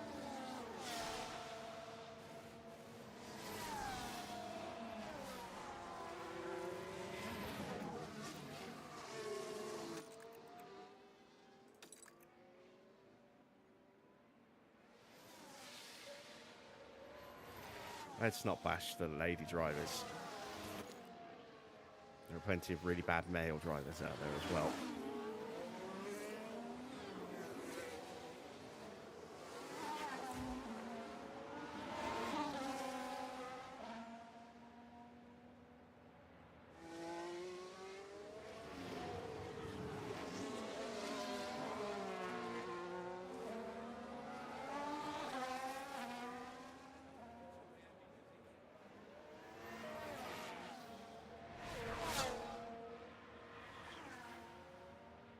Right, here comes Teo. Let's make sure he gets the better launch out of the hairpin.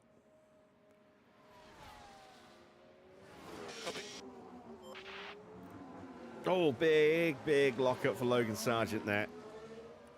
So, that is a comfortable move.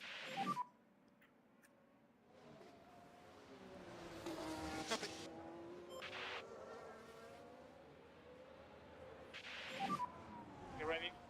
Copy, copy.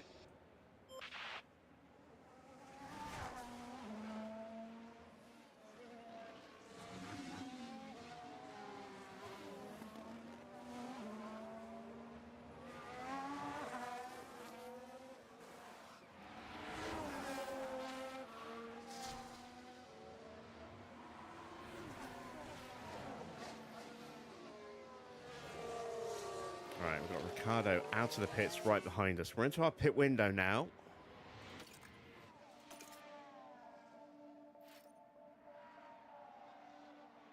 Oh, wow. Mick's developed a fault, has he? Oh, no, wait. It's Max who's developed a fault. Engine braking is doing funny things in the corner.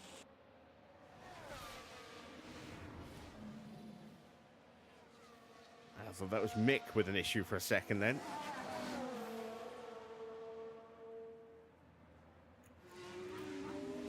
Let's turn on the battle assist for Teo. I don't think he's going to have to stay Copy. ahead, unfortunately, of Ricardo.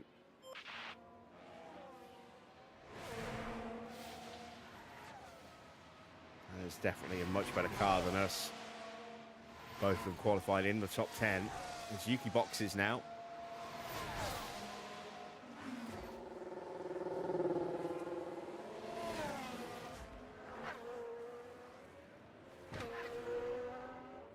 Oh, would you look at that? We have actually temporarily got the movement done, but we lost the place. But we got the DRS, so we'll get a nice little slipstream down the main straight. We can recover it, okay? Ocon is in. He's gone on to a set of mediums.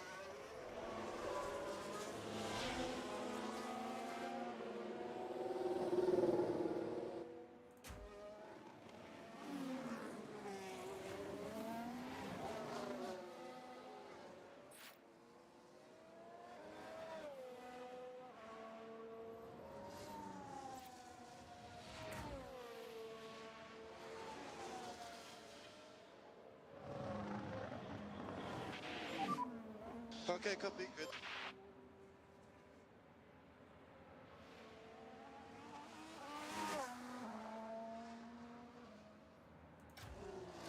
And already, Ricciardo is all over the back of Mick. Now, Mick's going to be boxing early, so we're actually going to put his tyres into full attack for his Head down in-lap. now. Try to get a good pace. And if we're really lucky, we might be able to keep Ricciardo at bay.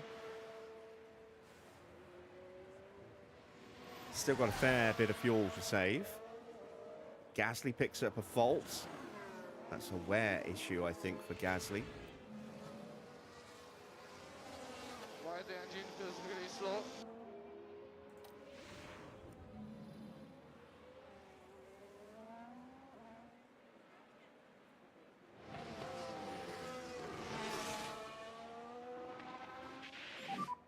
Understood. Okay, here we go. In lap for Mick. One more lap to go for Teo before we can set him on an in lap. We've kept ahead. Very nice.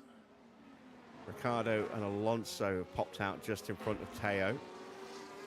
Albon's in the pits. He's coming out on the 7 mediums, and he will drop out behind Kevin Magnussen.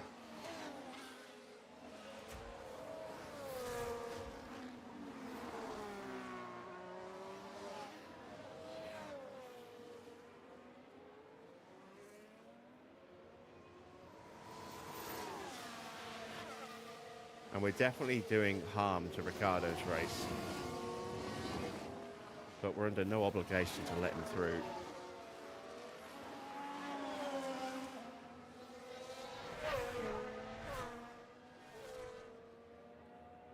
If he wants that place, he's going to have to take it or wait till we box.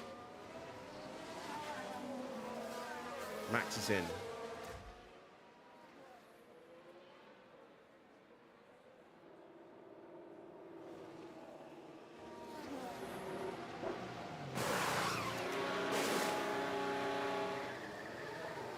It was a steady stop, but it wasn't quick. Here goes Ricciardo around the outside. We're probably going to have to lift and let him through.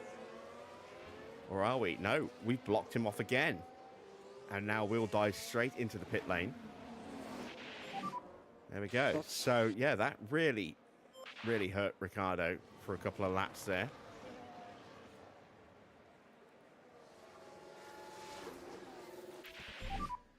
Copy.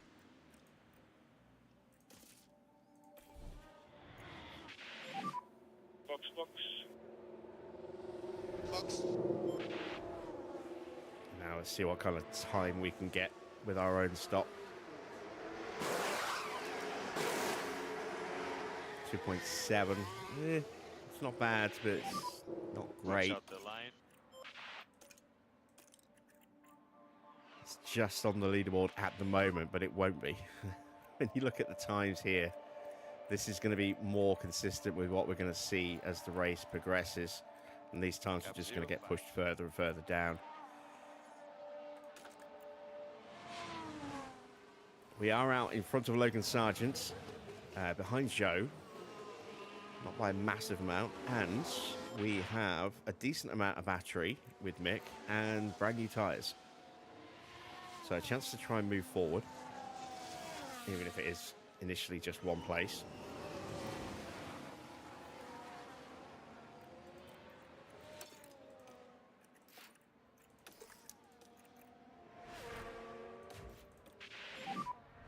Copy.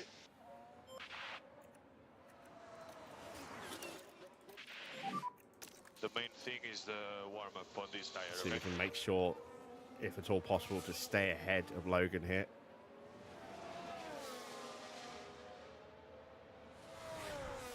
There's Piastri boxes. Now Teo's in. Between. We'll cut to him in just a second. Good defensive block there from Schumacher.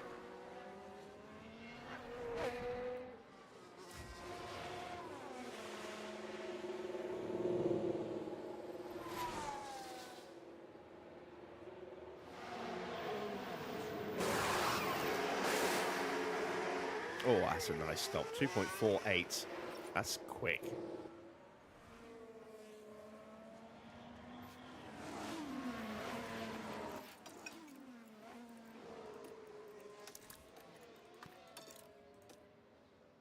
We are at the back of the grid, unfortunately, but not too far from Gasly. We should be able to catch up to him pretty quickly. Mick is doing a decent enough job of keeping Sargent at arm's length. Hopefully we can break him on this lap. Copy.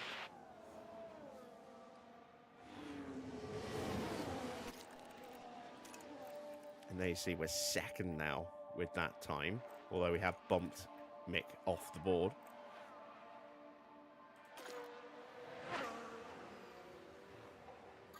Stroll is still just hanging on. Have we dropped him? Maybe. Maybe we dropped him. Killed our battery. Copy.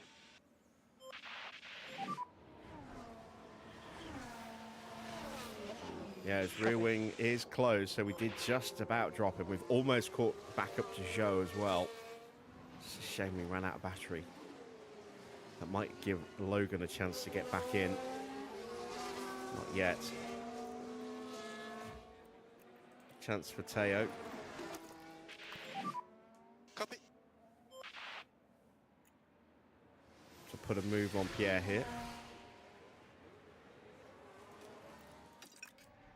Try to save a bit rear here.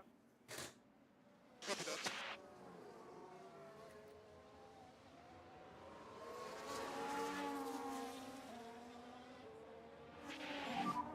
Temperatures are okay for now. Copy that. Copy.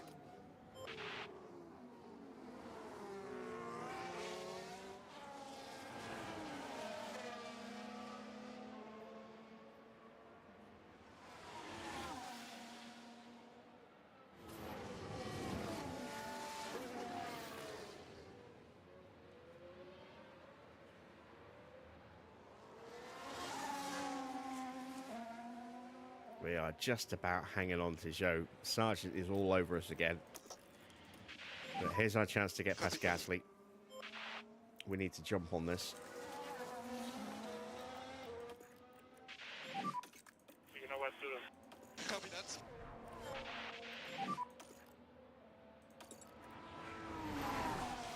Copy.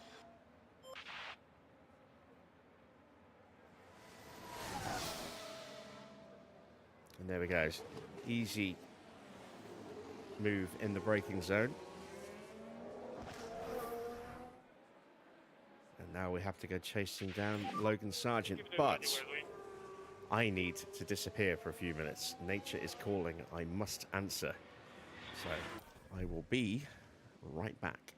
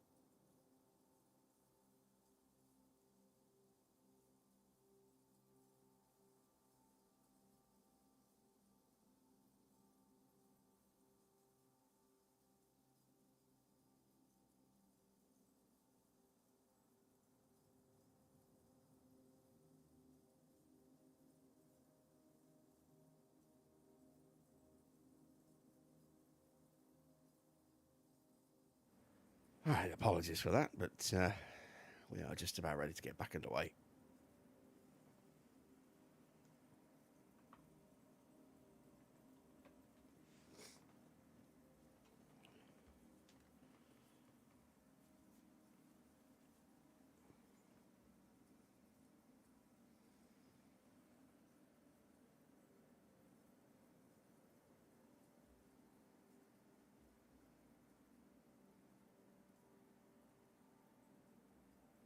Okay. All right, where are we? Lap 19. Okay. So we're watching Teo. We just got past Gasly. Time to go hunting after Logan Sargent.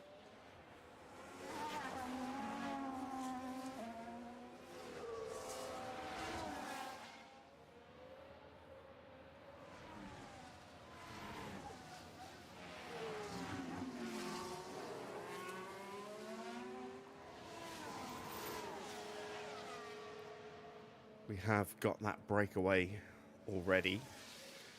Mick is close to Zhou. Oh, there goes Zhou. A lock-up for Zhou just as we clicked onto Schumacher there. There he is. But this is what happened. See, we were closing in, putting him under pressure. All good at this point. The brakes couldn't cope. They were just unable to do much about it.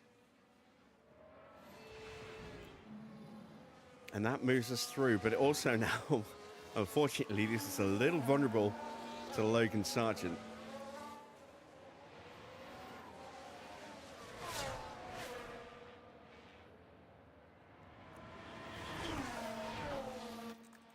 Let's turn on the battle assist, just to give us a little bit of extra protection. There's Teo, who's pretty much out of battery.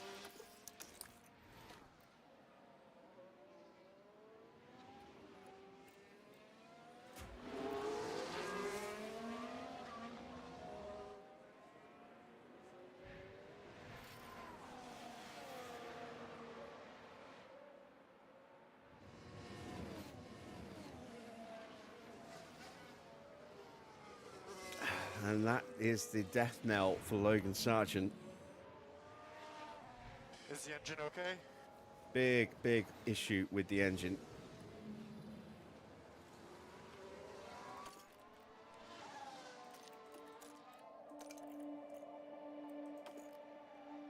So his engine fault had returned at the same time as his battery. His battery's cleared up, but the engine has now escalated up to orange. So yeah, big trouble for Logan Sargent. You can see he's already dropped a second to Mick Schumacher on this lap.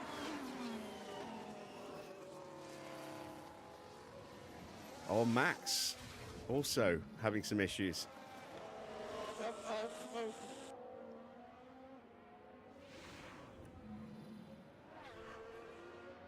He has smoke, and yet he's just set the fastest lap.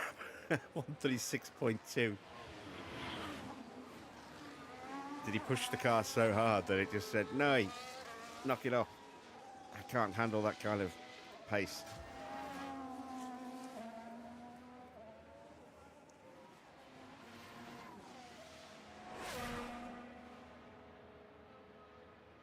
Yeah, Logan's lost 2 seconds to us on this lap.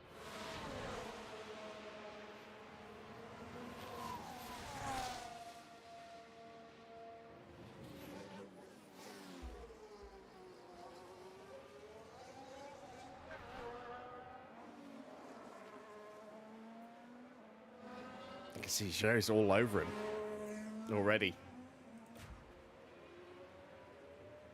He did a 139.5. He definitely upped his pace to recover after that lockup, but and pulled out half a second on Teo.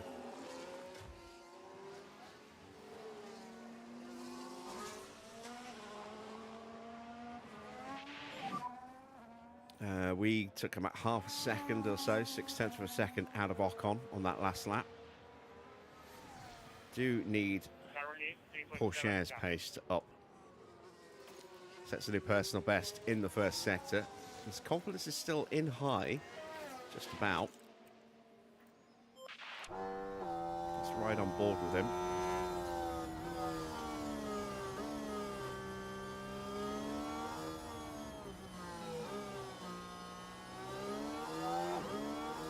And you can see we are visibly catching Sargent and Joe.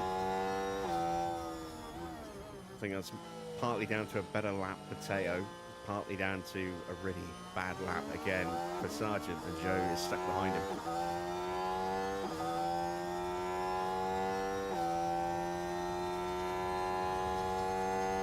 How often do I use intense? I usually use it on my first parts, and then generally not much after that.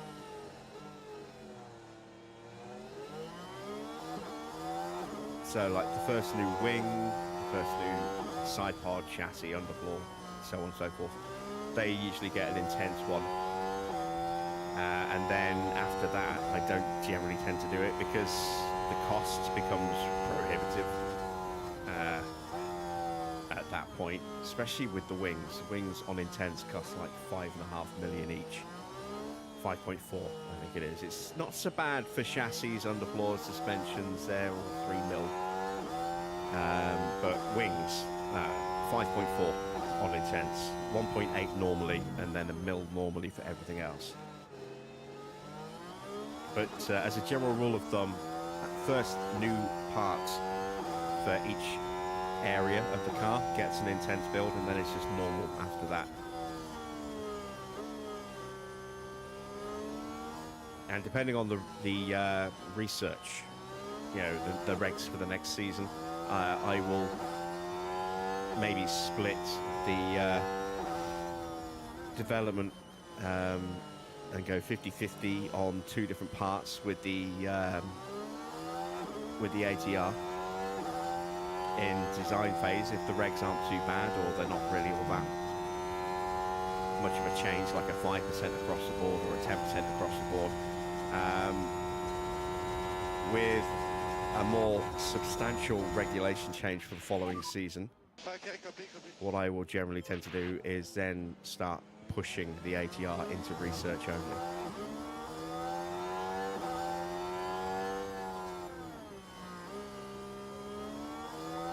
All right, we get past Show.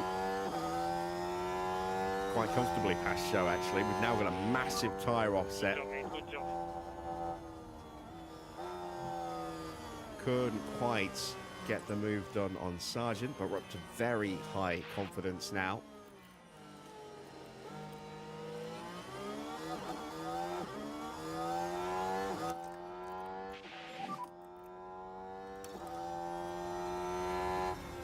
Copy. We can see we can get past Logan Sargent just here. A bit more free, man. New fastest lap for Charles Leclerc. We will dive to the inside after feinting around the outside. Sargent covers us off, and he's still got us covered off. So we'll go back into harvest, and we'll just get him on the long back straight. I need to overpush it. Copy.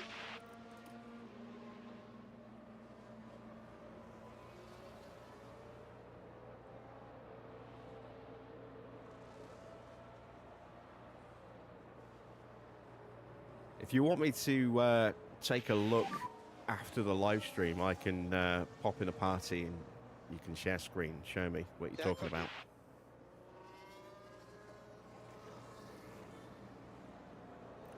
And there we go. We are through on Logan Sargent. Let's just hit deploy. Make sure we stay ahead. We've got a yellow flag, briefly. Good job. A lockup for Valtteri. You know, we know the Sauber is hard on its tyres, so this could be hugely detrimental to him. They took a gamble, and it was just too late. Doesn't look like it was too heavy a lockup. Tyres are 82%. I'm guessing they should be a little bit better than that.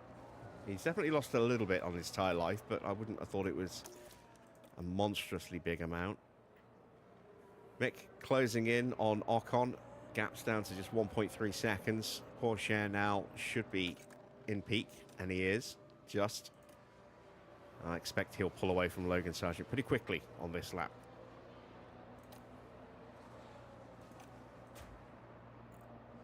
Let's turn our attention back to Mick, who's still barely above starting confidence. How about it? Good, it's okay. Biggest problem we have is he hasn't got a lot of cars very close together to chain those overtakes and build that confidence level up quickly.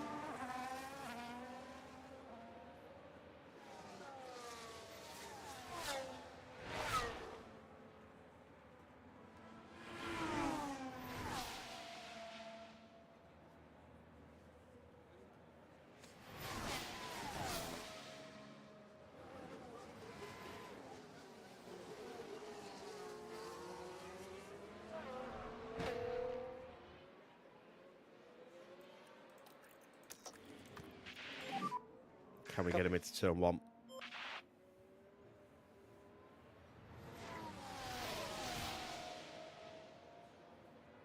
It's not really a long enough straight anymore, unfortunately. Copy.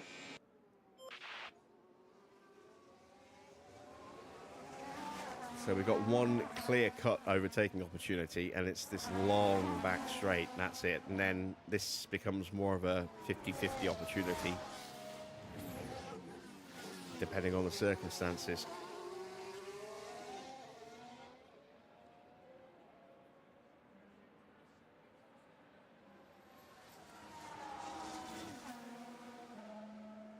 Porsche is pumping in another personal best.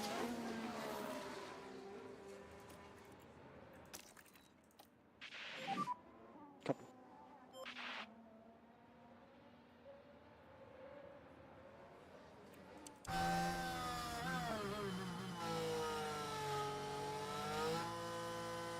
This time we should get past Esteban.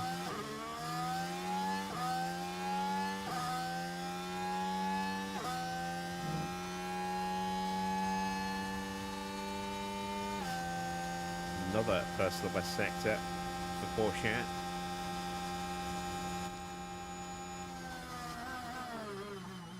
There we go, we're up the inside on the brakes.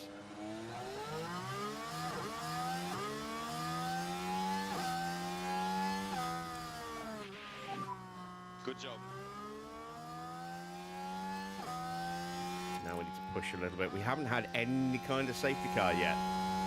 So I'm going to have to start doing a little bit of fuel saving. We saved less than 1 kilo of fuel so far in 25 laps. That's not enough by any stretch of the imagination. We are almost certainly going to get lapped, I think, by at least one of the Ferraris, if not both of them.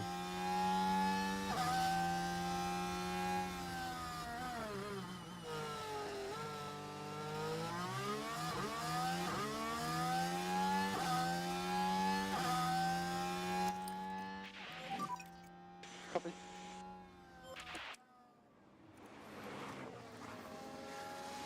There we go. Up to 14th for Mick, 16th for Teo. We are on this two-stop strategy, and it does look like a lot of the grid have gone to a three-stop, which does make it a little tricky to predict exactly where we're going to finish. But so far, we've actually been doing a little bit better than I was expecting, I think.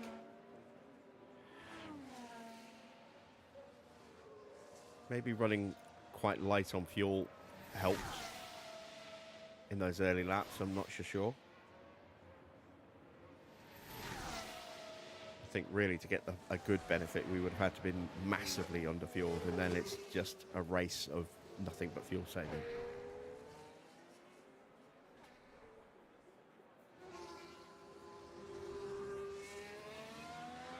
I prefer not to do that if I can. Hulkenberg has now cleared Logan Sargent. He's up into 17th place. He'll be hunting us down. Quicker car, faster tyres. Although I wouldn't count on it having better lasting tyres than us, because that Haas does eat its tyres very, very quickly. And our car is definitely better on its tyres with the new suspension. Still a lot of room for improvement, but it's considerably better than the Haas. with its, I think, tyre wear value of 19%, which is atrociously bad.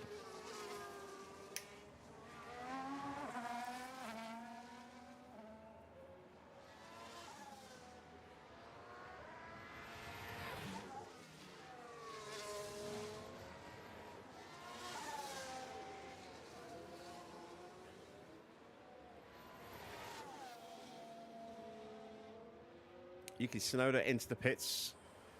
That is his second stop of the day. He's going to a set of hard tyres. He won't be able to take those to the end.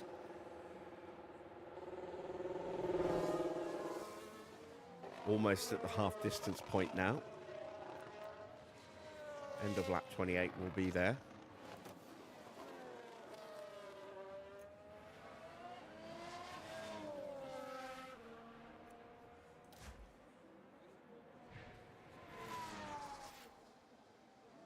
And that's another issue for Sargent. Is that terminal? No, is that his ERS again? But the car's definitely not happy. Surely some kind of fault. That's got to be his ERS again. Where is he? There he is. Let's get him across the line and take a little look-see, shall we?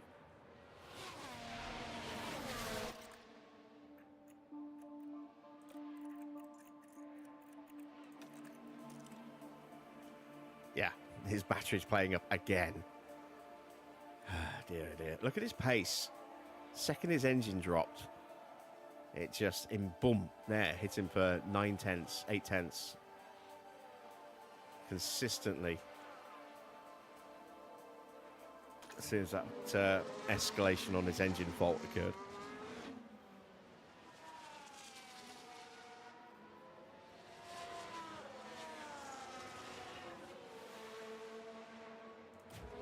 George Russell in the top 10, knocking on the back door of Fernando Alonso, who is very close to another pit stop.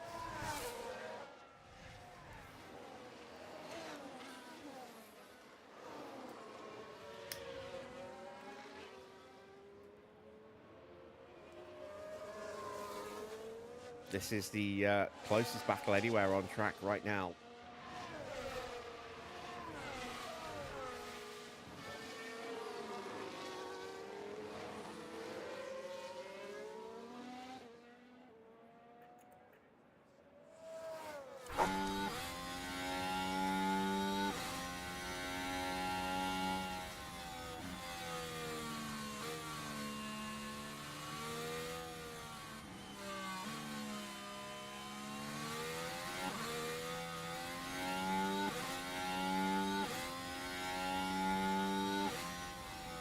That reminds me, I don't know if I mentioned this or not, but I think I have. One of the other things I did in the online database editor as Logan Sargent hits the pits. Is this to retire the car, or is this just for a stop? It's just a stop. Instead of soft tyres, I think he's going to have to stop again. One thing I've done is toggled the switch for the AI restoring their facilities. So theoretically, the AI should not let their facilities just run down the way we've seen in the past when we played on the console. They should now keep them operational. And I say should because we won't really know until we're a couple of seasons deep.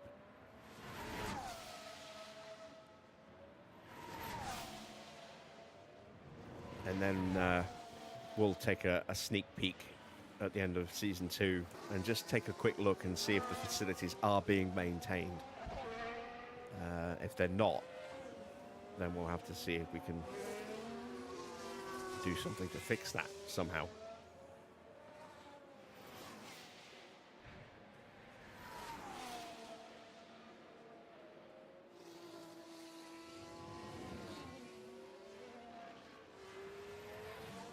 Porsche is definitely closing in on Ocon. I think Ocon's going to box at the end of this lap. I doubt we're going to catch up to him in time to get an overtake in.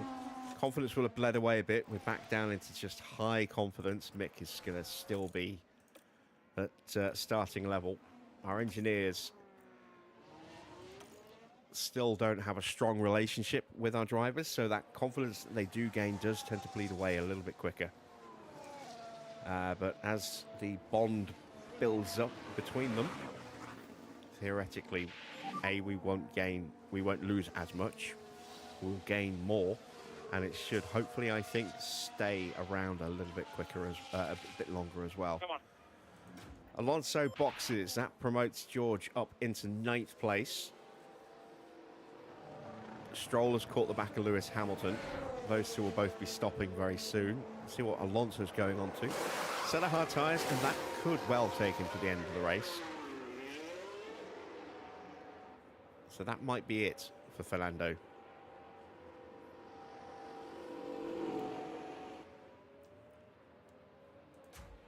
Ricciardo catching his teammate as well. Alonso gets out in front of Albon, so he only lost to the RBs. And George was right there with him, so technically down 3 places, but he hasn't lost a huge amount of time. Let's see. Let's say he was just ahead of George. That means he will have lost 22 seconds, give or take, for a pit stop. That's not too bad. Our pit window opens up next lap for Mick. It'll be a lap longer, I think, for Teo. And where is the race leader? There he is. And there we are. So, yeah, it's not much of a gap, is it? We are definitely getting lapped today. That means we only need to get down to minus 1.6 kilos of fuel just to play it safe. Checo boxes. Hard tyres will take him through to the end. Hamilton's in as well. Stroll has gone another lap.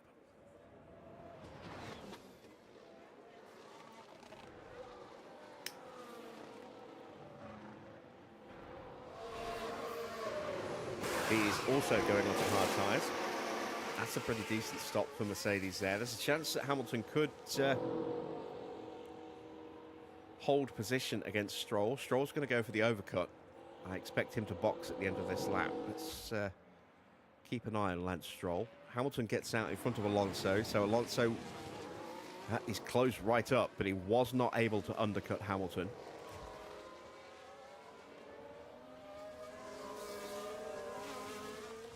There is Stroll. Russell in the background. Perez is right behind George as well.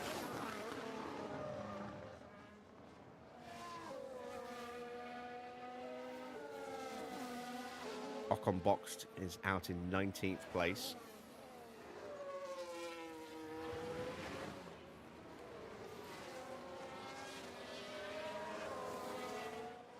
Max is in.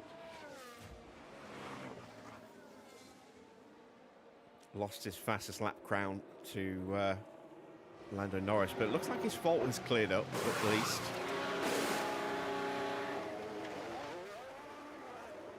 Goes out instead of mediums.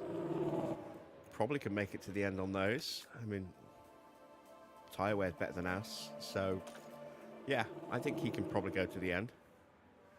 Stroll is in, so has he done enough to stay ahead or to get ahead of Hamilton? I don't think he has. The gap is hard to tell. It's not completely accurate. It's going on to medium tyres. It's going to be very tight here.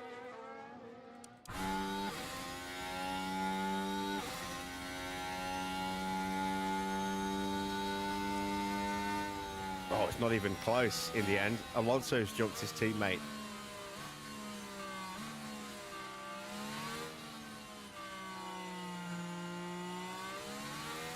So Hamilton has kept position. Alonso has undercut his teammate. There he is in the background.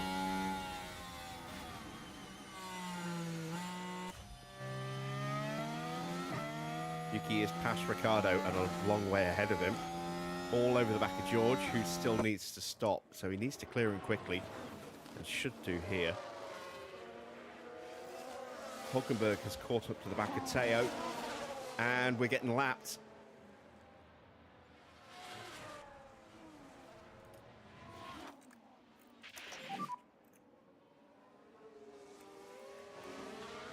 Copy. Let's see if I can stay with the Ferrari. I doubt it. So now we just need to save just over 1 kilo of fuel. We need to save about 1.4 kilos just to be on the safe side. Get down to about 1.6 under. And we have a yellow flag. Who's that for? Perez running Let's wide. Take a look at the replay. Now this was on the straight. Oh no! Oh yeah, that's very Wide wide. they go. That won't do the floor of the car any good at all.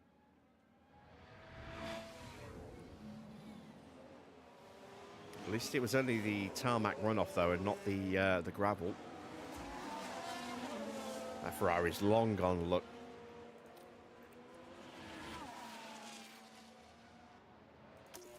Yeah, any chance we had of hoping to catch some DRS off the back of that Ferrari, gone. Albon into the pits.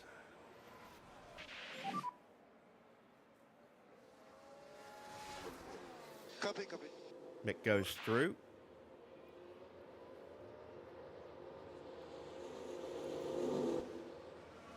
And that is hard tyres for Alex Albon. It's a bad stop as well. That left rear didn't want to come off.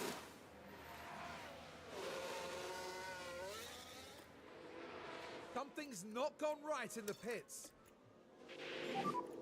Head down now. Try to get a good pace. Okay, we need to push a bit And more. he will come out down in 18th place and immediately get blue flagged for Norris and Sainz. Once again, Leclerc is starting to run away with this Grand Prix. He's starting to look like he could be favourite to win the title this year at this rate. Max sets a new fastest lap, a 134.9. He's going to the end of the Grand Prix.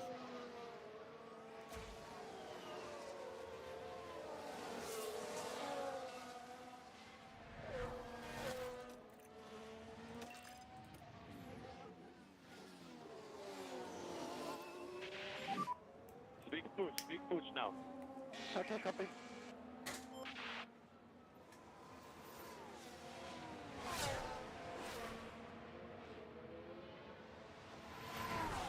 We've kept Hulkenberg at bay. He's going to box, I think, at the end of this lap. Copy. See Bottas in the background as well. He's been pushing hard recently while we've been doing some fuel saving. Why is that not still saving? There we go. Oh, Hulkenberg stayed out. He must be going for one more lap. So we've got a really good chance to break away from him on this lap. That's a yellow flag. Not sure where. Oh, Charles. At turn 1. We're back with the Now Ferrari this was again. at turn 1. Struggling with the car, and they ended up their own passenger.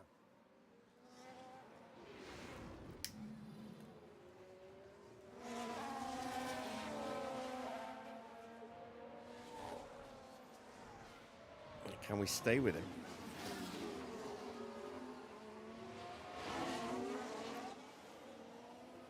He's definitely hurt his tyres a little bit.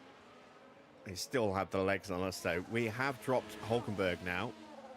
That's good, because we're going to be boxing a lap behind him. So he's going to get an undercut chance on us.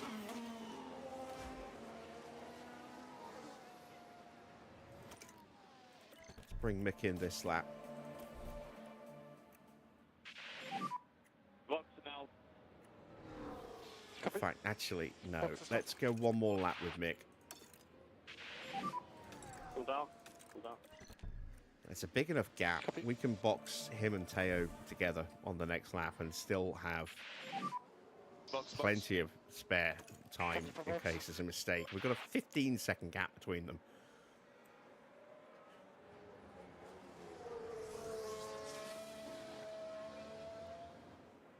If we can get that extra lap out of Mick, it just gives him a little bit more tyre to play with on the next stint.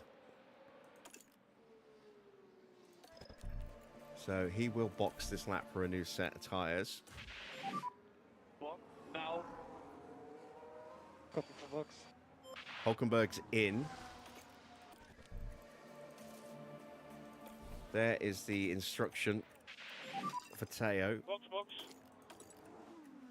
Box. Is that all the pace you have? Is that all? Copy.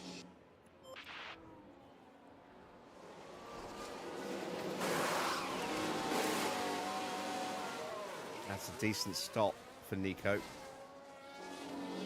Set of hard tyres, so he'll have grip to go to the end, even if he does eat the tyres a little bit. They're hard, so he's about to get lapped by Max. That helps us as well. He immediately has to slow up for the blue flags.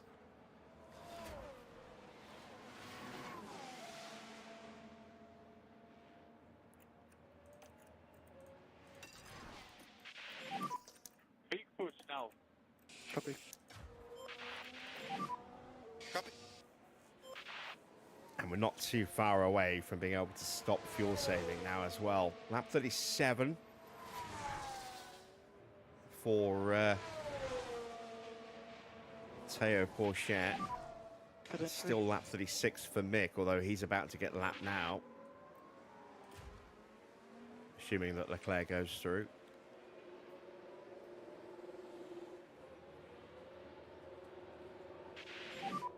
Beaten. Yeah, there goes Leclerc.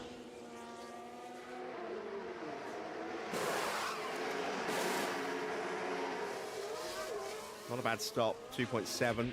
Not exactly earth-shatteringly quick, but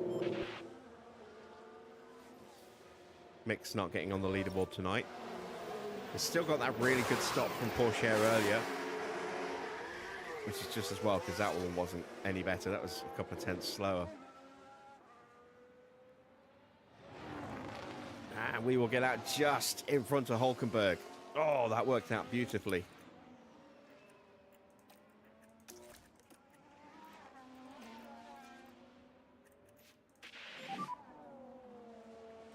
Can we keep him at bay while our tyres come up to temp? Copy. Where is Schumacher in relation to Magnussen? Right behind Magnussen. So let's give him a push, because Magnussen might well be in at the end of this lap. Problem in the pits for Zhou. We've stayed ahead of Esteban Ocon, which is nice. In 2 second gap. We have 20 laps to go. 20 laps. Yeah, Hulkenberg got us.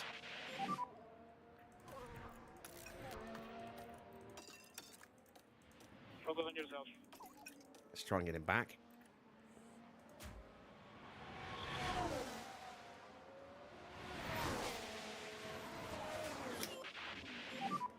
And see you've got the pace, mate. Let's put pressure. There's the move up the inside of the Haas. Copy. Bravo, good job.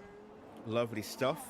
Valtteri's into the pits, so that promotes us back up to P14, and we're chasing down Alex Albon, so we could be on for a decent finish here with Mick.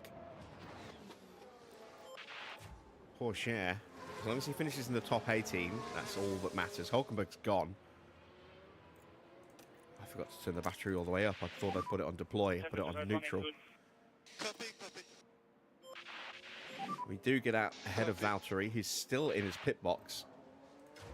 There he is. Ooh, soft tyres for Valtteri.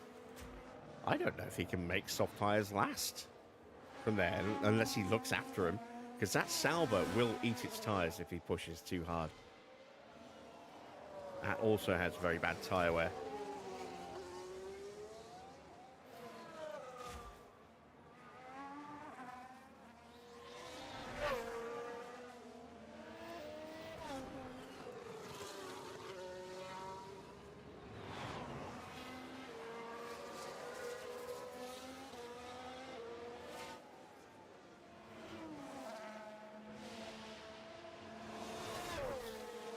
Are we closing down Alex Albon?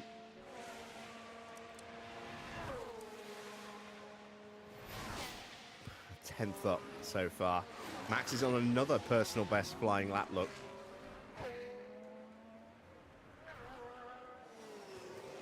There's Leclerc, Norris and Sainz all into the pits.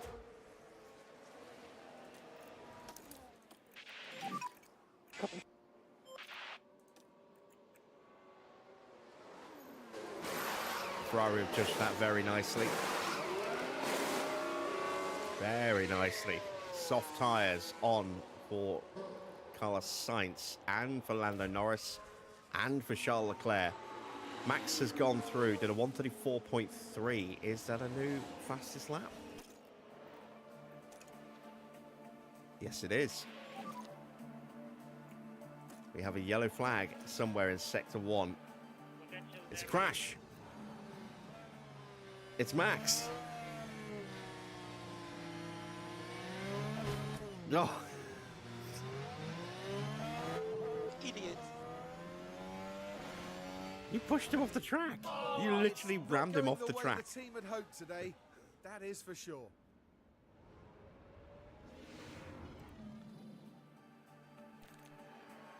Just waiting for the obligatory, does it matter? All right, let's slow tyres down for Teo. Remember the rear? Copy. So, what are the gaps? Let's have a look. 4.5 seconds for Charles Leclerc. Max is now going to have some damage to his car. I think. Might even get a penalty as well. Yeah, he's got a broken wing, look. Eyes forward, come on. No right-hand end plate on that front wing.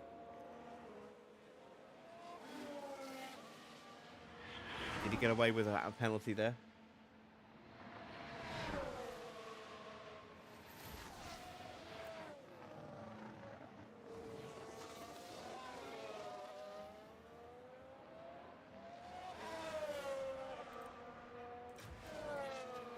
Teo trying to get the move done on Magnussen, who is still out on track. We get it done. Can we avoid getting blue flagged straight away? Magnussen pulls over. We are through. And Magnussen finally hits the pits. So we got the overtake in. But I think we might have lost a place recently as well. We didn't really get much in the way of confidence out of that. We're up to P17.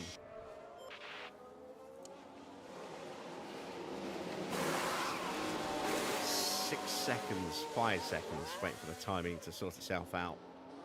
As Russell finally boxes off those hard tyres. So he'll go onto a set of softs. He'll be quick here at the end, but has he got too much to do? Stroll is a fair way ahead of him.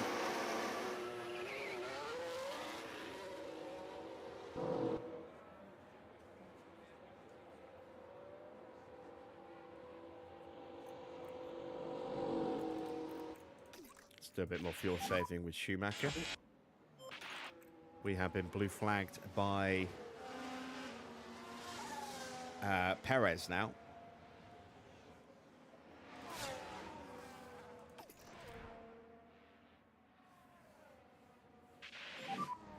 Copy.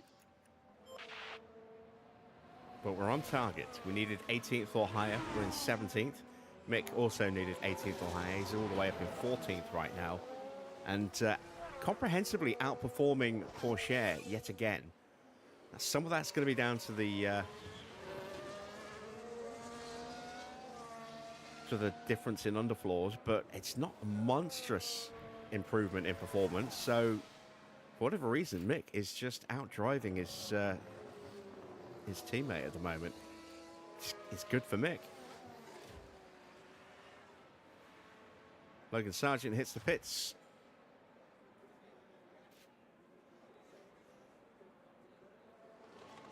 Leclerc is all over Max. There's no way Max is going to hold on to win this. And given that there's a 4.5, 5 second gap between Leclerc and Norris, I think it's going to be another pretty comfortable win for Charles Leclerc tonight. It'll be interesting to see if Ferrari get another 1-2. Sainz is only 3.5 seconds behind Lando. And if Norris gets held up by Verstappen,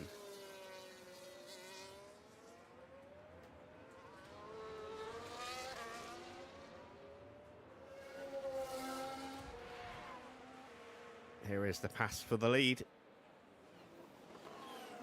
Leclerc goes up the inside at the hairpin. Max will try and fire back into turn one.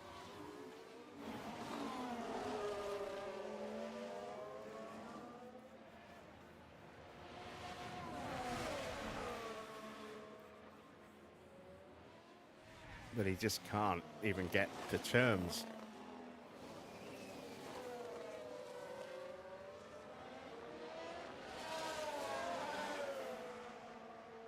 All right, it's a quick lap for Valtteri. But I think he might run out of tyres.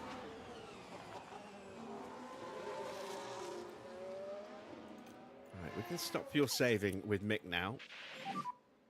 Need to do a little bit more with Teo. Understood. There is Piastri in the background.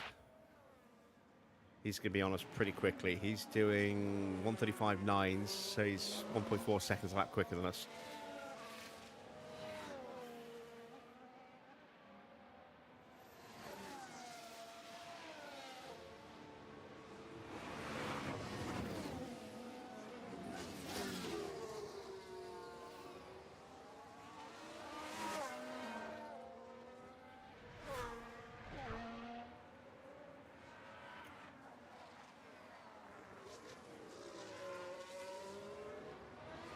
Get pulled over at an awkward spot, I think.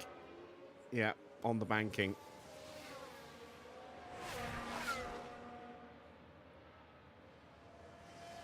So that's cost us a lot of momentum, and the gap to Valtteri plummeted to 2.3 seconds.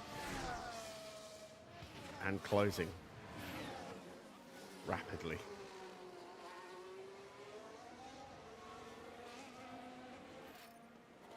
We are starting to chip away at Hulkenberg, but not by a massive amount, and we're going to lose some time this lap because we got blue flagged. There we go. Needs to just a touch more on the fuel save. We get to 1.9, I'll turn it off. That'll leave us 12, 13 laps to recover the last little bit that we need. We can always do some emergency fuel saving at the very, very end if we need to.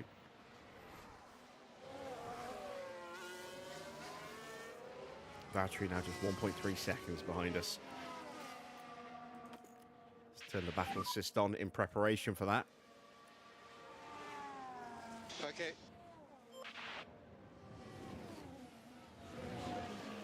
Right, Hulkenberg is about to get tagged by Perez. He is fighting away with Esteban Ocon right now.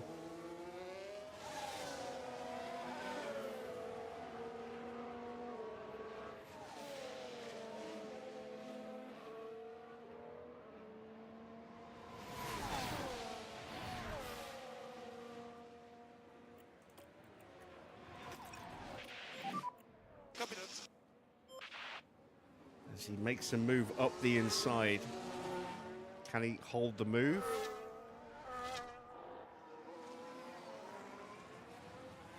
He gets DRS, I think, from Ocon. Goes a little wide. We have a yellow flag. Watch for debris. And yes, So a collision we with have. Magnussen? We've had a crash. What happened there? No, it's a collision here with Nico Hulkenberg. I wasn't sure because it did look Dangerously close to each other. like he took a little wobble. Yeah, he made contact with the side pod there of Esteban Ocon. And they'll have to pick themselves up after that.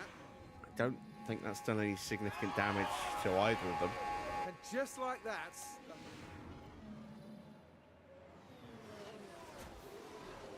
No wing damage. And we won't be able to see if there's side pod damage, I don't think.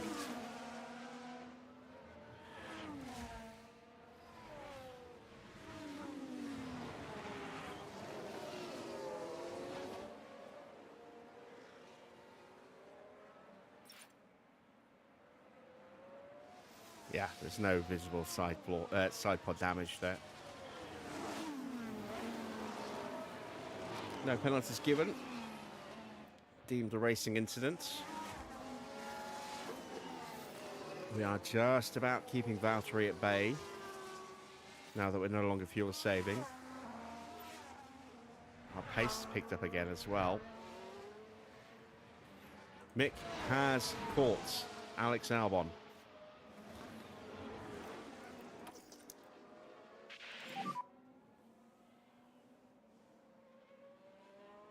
Yeah, copy.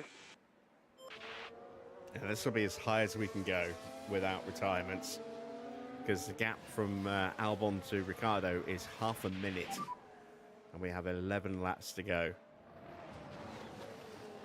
But even so, that would still be an excellent result. Just looking ahead.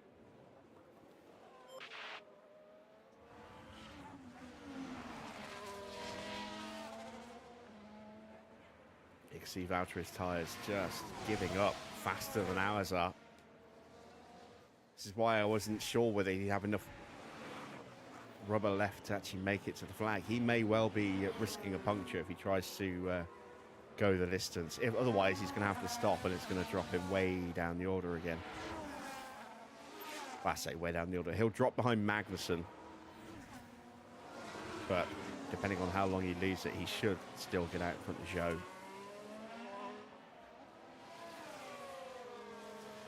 And we are definitely closing in on Nico Hülkenberg.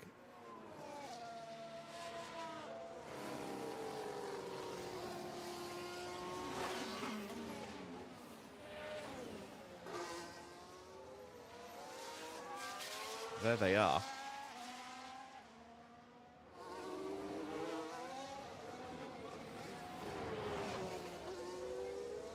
Albon has pulled away from us again. Wasn't paying enough attention there. I think Albon's got himself in the slipstream. Oh, wait. Did he unlap himself on the Ferrari? Or did we get lapped by a Ferrari? I think we got lapped by a Ferrari. That's a big lift for Albon. We're going to be all over him again. Evening, Clark.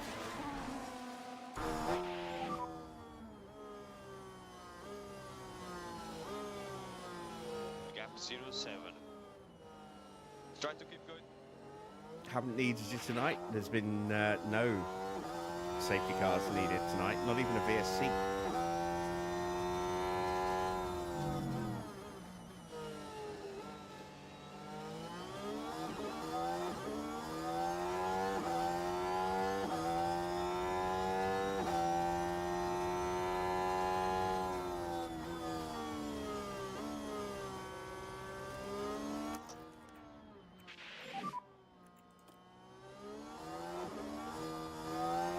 Copy.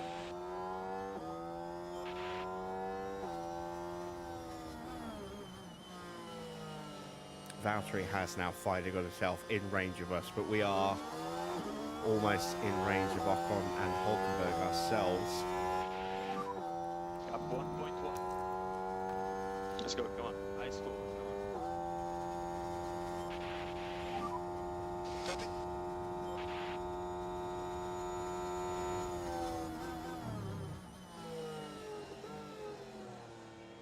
And Max is in.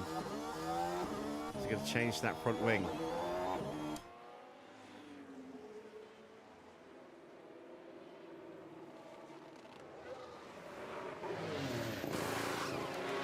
Yes, he is.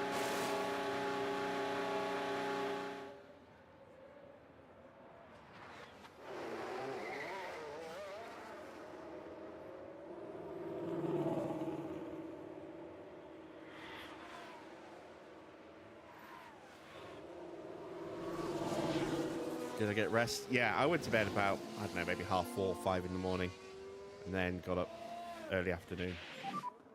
Gap 05. Ice forward, come on. Knocked out 3 episodes of Truck Sim ATS, which I'll be uploading after this, ready for tomorrow, Thursday and Saturday.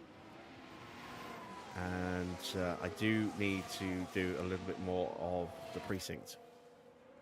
Well, Max's issue's back. And he's on a used set of mediums. Engine has a bit of rear engine braking, low speed.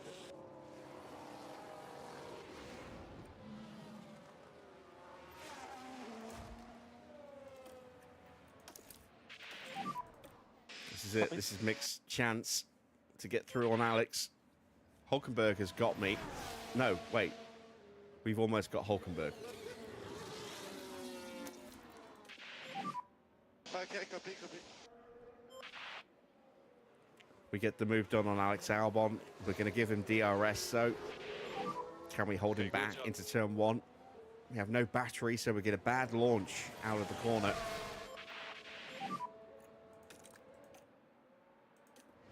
We can hold him back. Yeah, copy.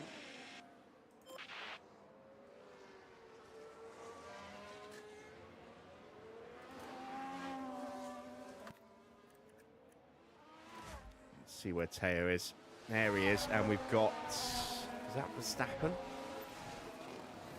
I think that might be Verstappen.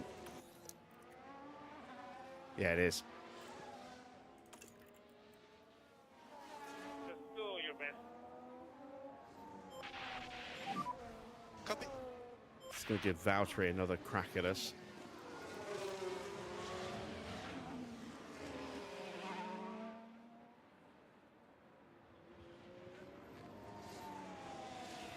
But we're back in range of Nico Hulkenberg again. 15th is on the cards for Teo Pourchaire tonight.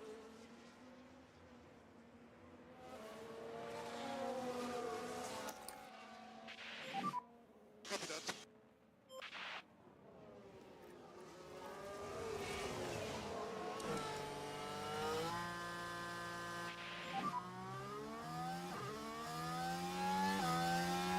Copy.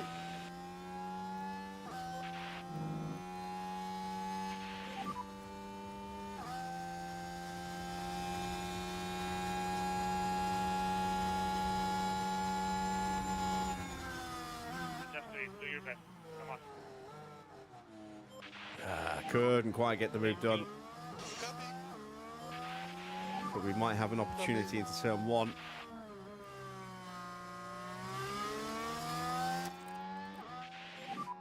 Any good pace? Cut back and go for the inside line, maybe. Nope.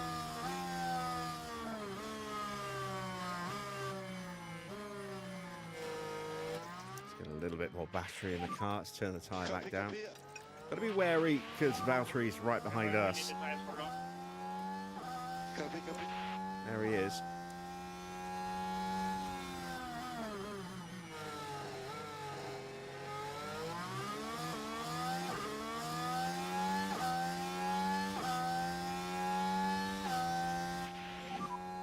Hulkenberg's trying to close back in on Ocon.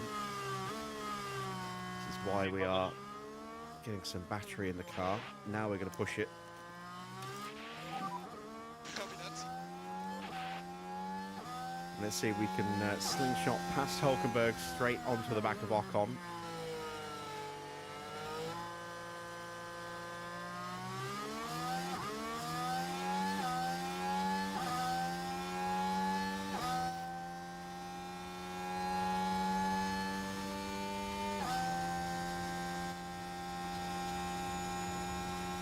DRS is open.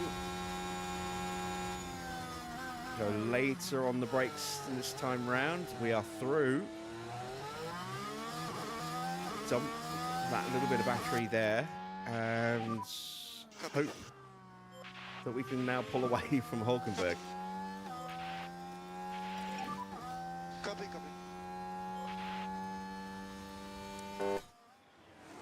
Who immediately comes under pressure from Valtteri.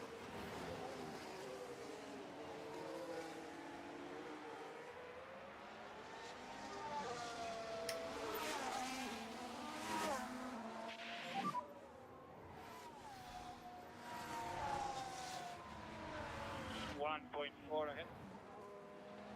So let's try to do a Belgian cannon.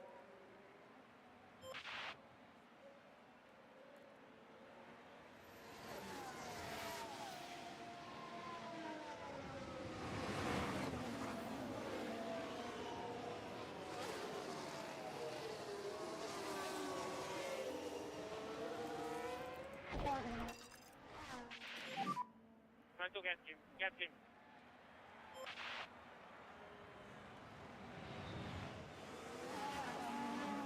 Right, we should get a really good sling round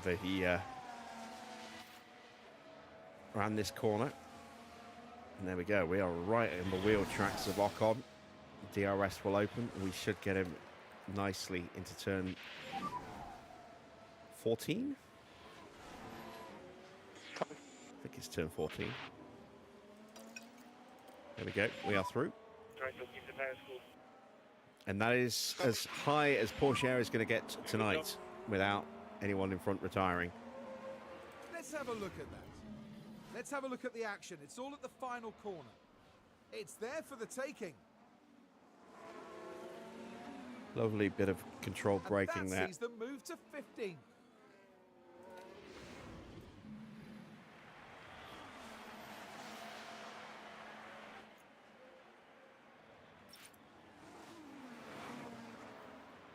So 5 laps to go.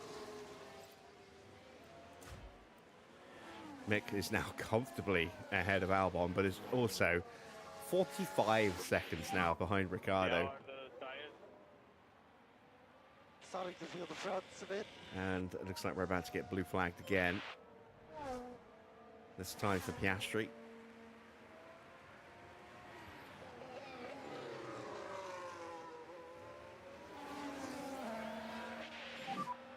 Currently P13. You can see just how much of an impact the dirty air is having. Now that we're in clear air and comfortably away from Albon, we are lapping considerably faster than him per lap. But when we were behind him, we just got stuck behind him for a little while.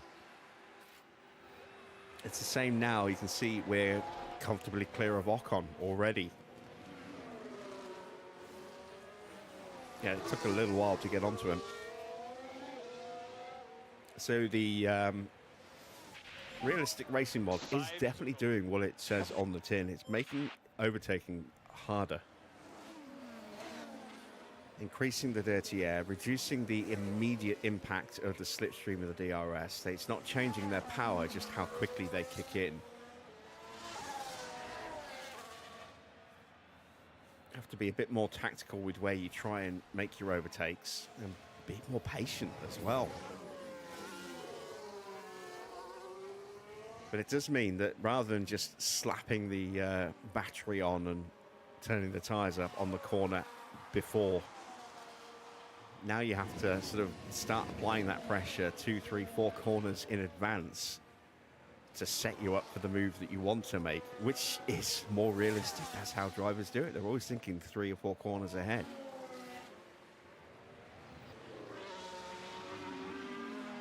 You know, if they want to force an overtake in a specific corner, they're putting the pressure on 2 or 3 corners before that to try and get the driver offline and into a compromised position so that they can then make the move that they're planning to make.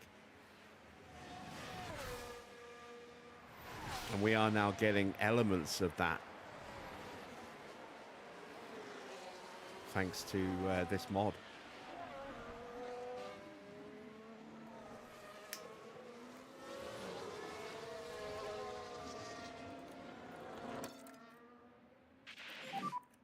So let's pick up the pace. 4 laps to go. Let them have a little bit of fun with the tyres in these closing laps. Head down now. Try to get a good pace.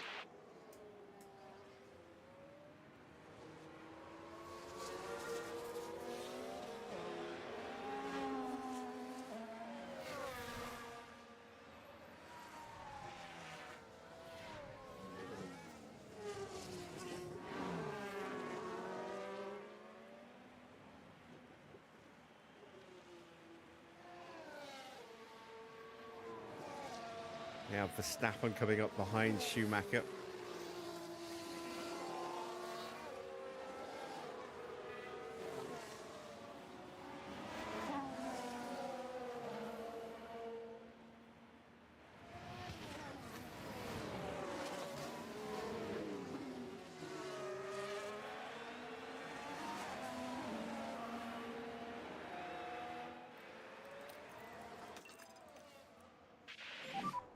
Need a big push. Copy.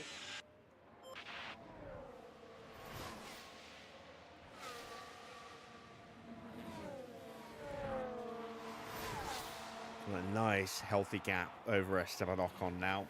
Valtteri is going to make those tyres go the distance. I was a little concerned for him, but he's managed to look after them enough. Could argue his tyres are better than Ocon's at this point. 3 laps to go. Copy.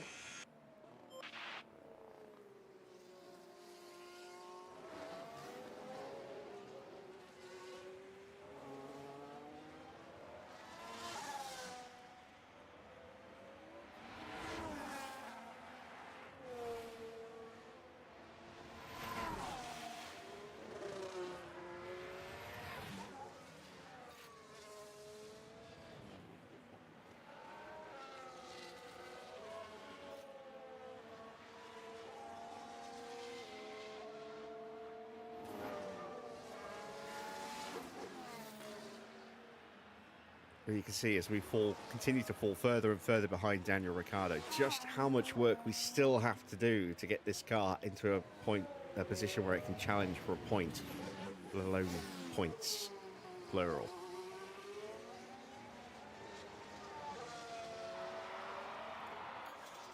If we do get any points this year, it's going to be extremely fortuitous.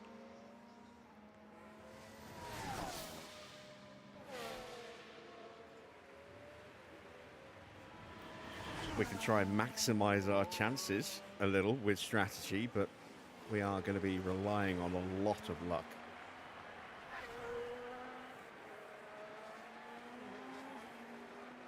But we have definitely taken a step forward with these upgrades. I was a little concerned during the sprint that we might not have as much of a performance gain 2 laps to go. from those upgrades as I thought, but here we are on the final lap. About to start the final lap for Teo, and we're in a comfortable 13th place and a comfortable 15th place. That means we can start to press the 18th or higher on both drivers more consistently now and not worry that we're likely to struggle. It looks as though we have maybe turned a little bit of a corner.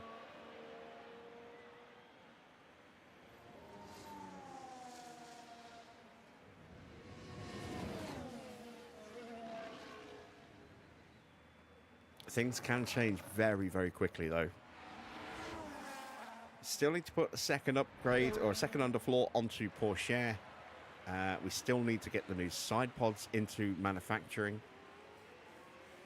We have got, I think, a new wing on the way as well.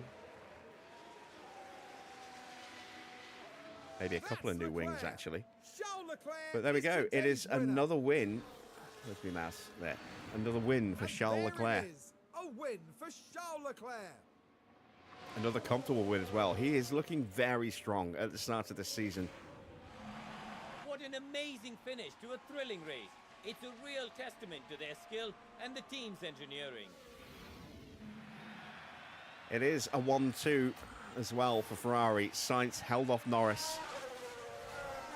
Piastri will come home in 4th place, just ahead of Max. Max absolutely gunning it after that late pit stop. Got himself back up into 5th place, but that's a good result for McLaren as well. 3rd and 4th. 5th and 6th for Red Bull. 7th for Yuki Tsunoda is going to finish comfortably ahead of Hamilton. Hamilton up 4 places when race started. He started in 12th. He's going to finish in the points. Are they his first points of the season? I'm not sure. I think he's scored points already. Russell got himself back up into 9th, so it'll be a double points finish for Mercedes. And Stroll, despite his best efforts, is going to lose out on 9th place. He will get 10th. Alonso will finish just outside the points. And then it's Ricciardo, and then it's us in 13th place and Porsche in 15th. Not the most exciting race for us. No action in in terms of safety cars or VSCs or red And flags, that's but another race done a for solid Fernando result. Alonso. And that's the best we can hope Yeah, for they at this crossed stage. the line P11, sadly just missing out on the points. And the Monegasque driver certainly proved his worth with a terrific drive today. That takes him up to 3 wins this season. They proved just so hard to beat. And that's the podium complete for the Chinese Grand Prix.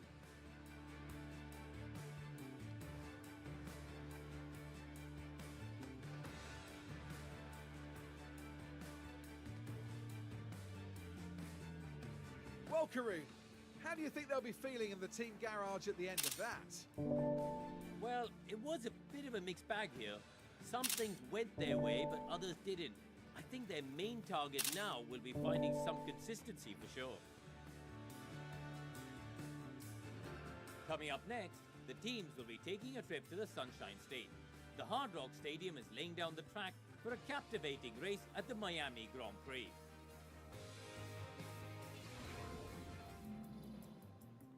So there we go, confirmation of the final result. Charles Leclerc took pole position, and despite losing the lead in the very early days of the race, managed to hang on and get a pretty comfortable win in the end. 12.5 seconds ahead of his teammate, who got back up into second place after starting fourth.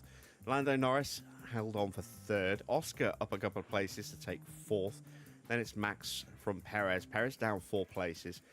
Yuki gained a couple of positions up to seventh. Lewis up 4 places. George up 2.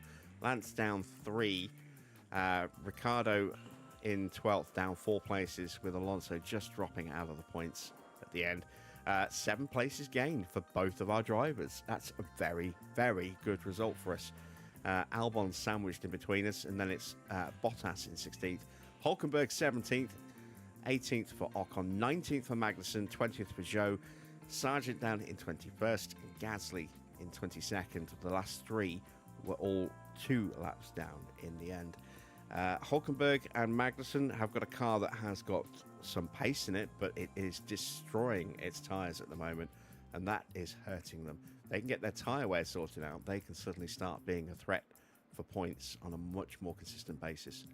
Let's take a look at the drivers' standings, shall we? Leclerc, with his 3rd race win of the season out of 5 races, sits top on 112 points. Sainz in 2nd on 105. It's 7 behind him. Lando moves up into 3rd over Max Verstappen. He's on 78. Max 8 points further back. Perez moves above George Russell on 43 points.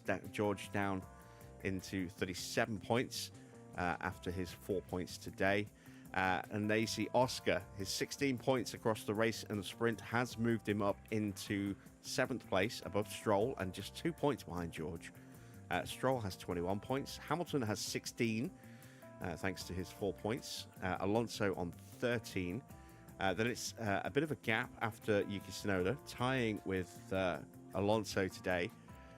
Ricciardo's just got 2 points in 12th. 1 point for Valtteri Bottas. Then the non-scorers. Alex Albon is 14th. Mick moves above Hulkenberg into 15th. 16th for Nico, 17th for Teo, 18th for Ocon, 19th for Sargent, 20th for Magnussen, 21st for Gasly, and Zhou is in 22nd. In the constructors' standings, Ferrari have 217 points. They really turned it on in style, didn't they, today? They sit a whopping 104 points clear of Red Bull after just 5 rounds of the championship. McLaren have tied up Red Bull. They scored 39 points across the race and the sprint, so they sit level with Red Bull. But I believe Red Bull have a race win. Yes, they do. 4 wins out of 5 for Ferrari, and just that 1 win for Red Bull, and that's what's kept them ahead of McLaren, just on win count back. Mercedes 4th have 53 points, 34 points in 5th for Aston. RB have 15 points in 6th, and it's Sauber with a point in 7th. Then the non-scoring teams, it's Williams 8th, we are in 9th, Haas 10th, and Alpine are 11th. Let's see how we did with the pit stops. We got bumped down to 4th in the end, but that's still an excellent time. There you can see slowest time in the top 10. Max Verstappen 2.560, about 1.5 tenths quicker than our best effort with Théo Pourchaire. So no chance of him getting any points. Of Mick. So no chance of Mick getting us any points today. But some good points for McLaren. 1st and 7th. RB in 2nd with a big haul of points thanks to Ricciardo. Ferrari, just the one car in the top 10. That's Sainz in 3rd. We take 4th. Sauber 5th. Mercedes 6th. Aston take 8th. Alpine 9th. And Red Bull getting just a single point today with Max's stop. Let's see what the standings look like. 125 points for McLaren. They have stretched their lead. They're up to 125 points now. 35 clear of Ferrari in 2nd. Then it's Red Bull, 25 points further back in 3rd place. Mercedes 4th have 53. Alpine have 41. Sauber moving up into 6th place above Williams by 3 points. They're on 34 to 31. RB stay in 8th. They're just a point behind Williams, though, thanks to their 18 points this weekend. We move up 2 places thanks to the 12 points that we got from Théo. We're now on 16 points in 9th. And we are ahead of Haas and Aston, who are both tied with 10 points. Haas 10th, Aston 11th. They see a summary of our stops. Almost identical times for Mick, but too slow, unfortunately. Really good first stop for Théo. A little bit slower on the second stop. But we got a good stop, which gave us a decent little haul of points there, which is important. Both drivers achieve their sponsor targets. No contract bonuses to pay out, so it's 904,000 and change added to our bank balance.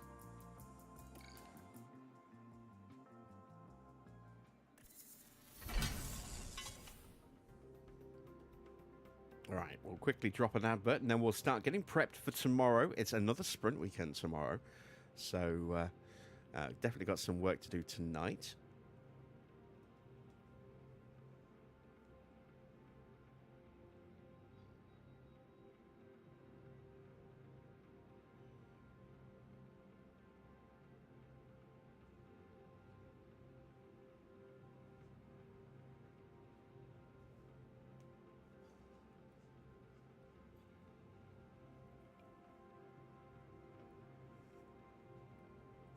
So, our helipad upgrade is complete. We got 900k, so I think that did actually kick in time for this Grand Prix. Let's check the inbox, first of all. So, how do the cars come through? That's an older Mark 1 underfloor that's worn out for Théo, so that's okay. Everything else came through unscathed. We've been recommended an F2 talent, Zane Maloney. Currently 8th in the F2 Championship, ahead of where they were at the end of last season, so they're making some promising progress.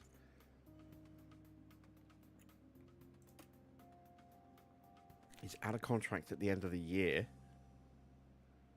We'll wait till later in the season. We're looking for younger drivers, ideally, than that.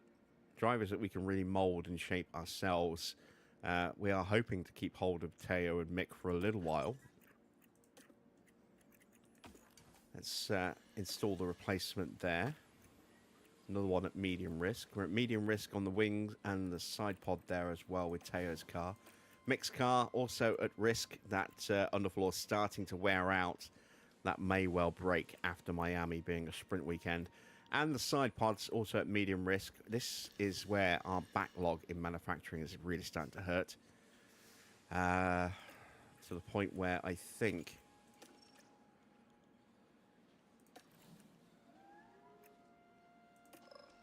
I might have to take one of those suspensions off just to free up a slot. We're 11 days away from Miami. It's going to take 5 days for that suspension to finish, 6 days for the chassis to finish. Not enough time without rushing to get anything else built of any consequence before we head to Miami, but we might have to rush an underfloor or two. How long do we have after Miami before we go to Imola? the wrong calendar. There we go. So at least a week. 2 weeks. And then we have a back-to-back between Imola and Monaco. We will get some money with our sponsors just there. And this is where our wing projects will complete. We will have time to get our rear wing on the car comfortably before we get to Imola, assuming we have a slot available. And then our front wing here, if we rush, I can get one on the car here. Or if we take our time, we can get one on the car here. I can't get two. Best I could do would be to get one here and then a second one as a spare on race day. But I don't think that would help us either way. So I think the front wings are going to have to wait until we get to Monaco. Then we've got Canada. We can see where our factory upgrade is. It's there. That's our factory upgrade. So we've got to wait till a week after Canada, towards the the third week of June, before we get that third slot available. So yeah, it's quite a way off yet, unfortunately. Helipad upgrade is done. We know about that. Okay, so let's see. Let's see what the board thought first of all. They should be delighted with that result, and they were. Still annoyed about that. Disappointed in Melbourne. Wasn't that bad a race. I'm not quite sure why they were so disappointed at Melbourne. But there we go. We are still in 9th in the Constructors, so we are hanging on to our target position at the moment. Long-term objective, well, we've got plenty of time on that. Still got 4 more seasons to go. But yeah, we haven't scored any points at all yet. We are going to get a little bit of cash through in 8 days. At the end of the month, 9 days. So just before we go to Miami, we'll get a little bit of extra cash, which is good because that money there is about to disappear thanks to manufacturing. Hospitality is now level 3. That will definitely help with our sponsor targets going forward. So that has improved our team marketability, our team attractiveness as well for any future signings. We also now get this secondary attractiveness bonus down here as well. So a nice little boost to the team there. Very good, very good. It's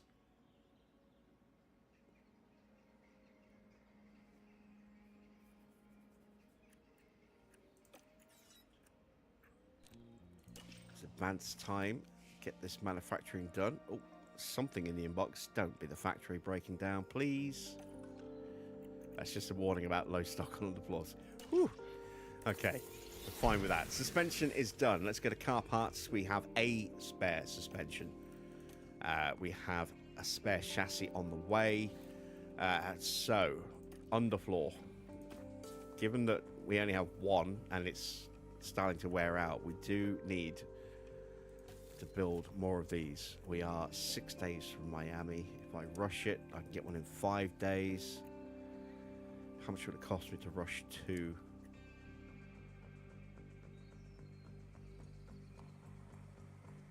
I'll get them in 10 days.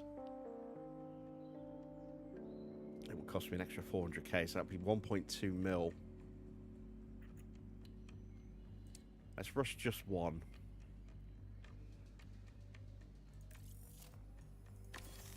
And then we'll have time to make replacements after that, assuming we have slots available, which I don't think we will.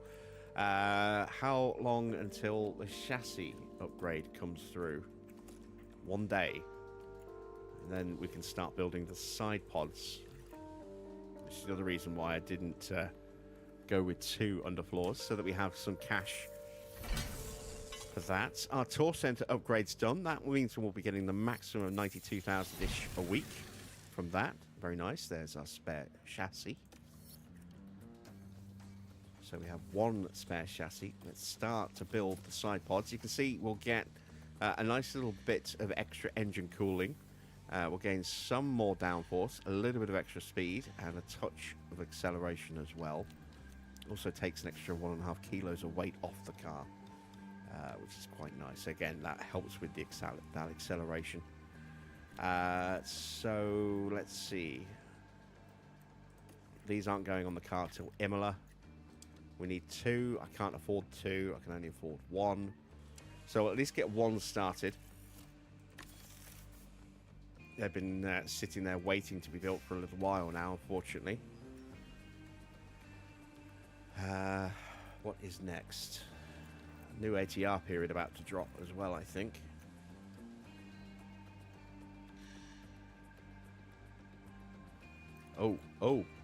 Oh, crap.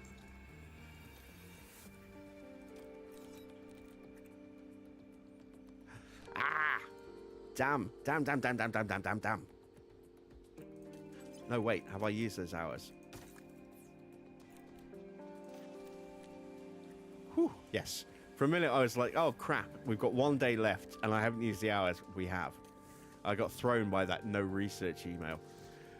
Whew. Okay. Don't scare me like that, Matt Harmon.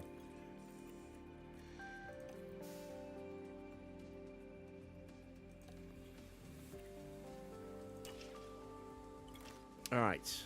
New ATR period has started. In 2 days. We will have some money from the board as well. And then we'll get our first research project going. Let's check in with our drivers then. Start with our affiliates. Nuts and Carlo are there just to make up the numbers and help us out back scenes at the moment with with development and marketing.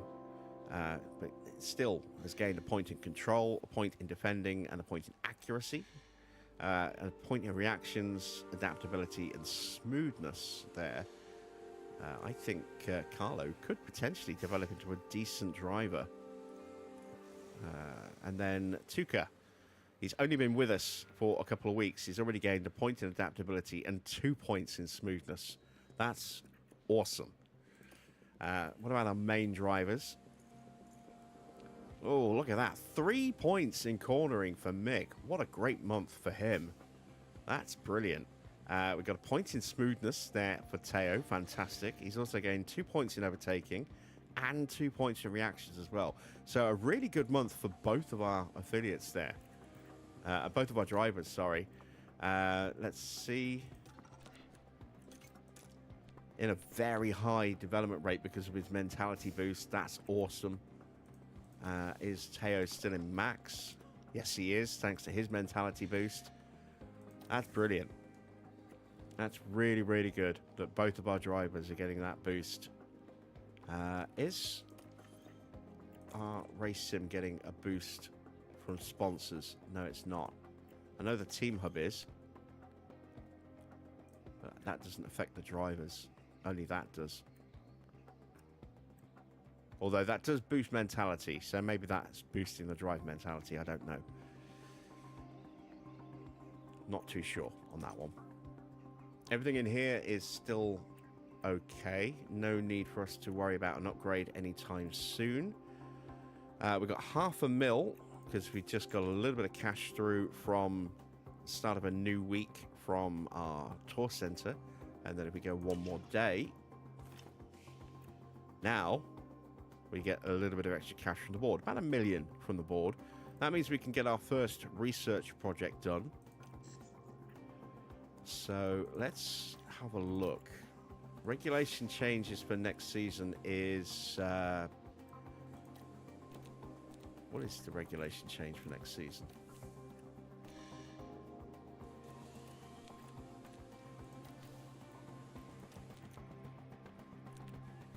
Is it only affecting the wings?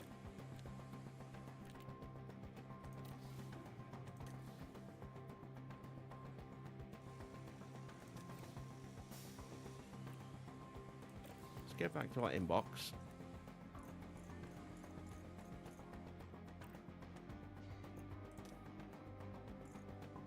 Oh, it's only the wings. Only the wings being affected. Okay, so because we have 30% impact on low, 20 medium, 10 on high. We'll be dropping one full ATR on the front wing, and then the next one will drop on the rear wing, and then that should be both of the wings covered for next season, theoretically. We may still do some other smaller projects to supplement that, but that's all we need to do in terms of hours into our research is that. And then we can kind of use our hours from that point on to continue to develop our car for next season. So that's really, really good. Let's get our pit crew training sorted. So let's clear everything out, go to cumulative. Should be starting with 0 fatigue. Yes, we are. Let's go with full training there. And then into this day. We can get at least a morning in. Can we get 2 full days? No. Because then we go there. So we can get a day and a half of very much speed-focused gym training in right before we go to Miami. Then we'll come out of Miami with 34% fatigue because it's a sprint weekend. So we'll make sure they have the Monday off. Tuesday, we'll go into a day of car building because we do want to keep chipping that up where we can. And then let's do some split training. It would be nice to do some more focused gym training, but we've got 2 more races this month. So we need to make sure that the skills don't suffer, you know, as well.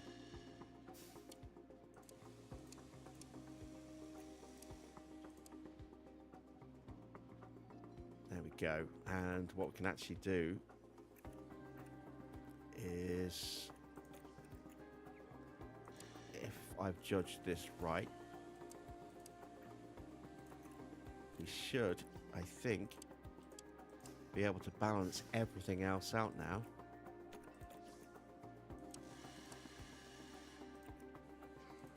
With a day of balanced here on the end. Ah, maybe not. Okay, well, that's not too bad. Maybe it'll shake itself out. Yeah, you can see there, it kind of balances out by the time we get to that point. So, we got 9% fatigue the day before, so we can't put any more training in before we go to Imola. Then when we come out of Imola, we're at 11% there, 2% there, so we can get a little bit of training in here. Let's go with some gym training. That puts us at 8%. Most we can lose is 9% a day. So, again, we want to be at 0% before we go to Monaco. And then when we come back, we can do a day of car building. And then here, go a bit balanced on the pit stop training. That's balanced all of those stats out. And then we'll go with a day of focused gym training. That puts us at 17% on the final day. And then we can get a morning of gym training in as well. So we're still under 25%. Still in that well-rested category there. We'll have gained, by the end of the month, about 7 hundredths of a percentage on our chance of mistake. So it's still a little high, but it's starting to come down. But more importantly, we've now got those fully balanced. We'll take another 100th of our pit stop estimate and gain another 1% on our car building. So we're going to confirm those changes. That is our pit crew training for the month of May. Right, 1.5 mil then.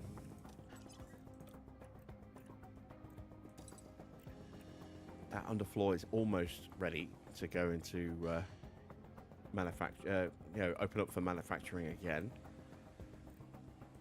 Let's get, because we've got to wait a week for the rear wing and then 2 weeks for the front wing. Let's get some research done. Let's start with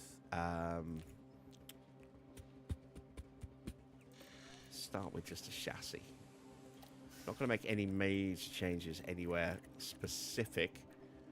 Well, I mean, we're kind of rubbish everywhere. So it doesn't behoove us to focus in on airflow in a specific area, or focusing over here, or focusing on cooling, because we're bad everywhere. I am going to drop that down just one click and push the drag reduction up by 1 and the engine cooling up by 1, just so we put a little bit more focus on those two over the other two, but not a lot.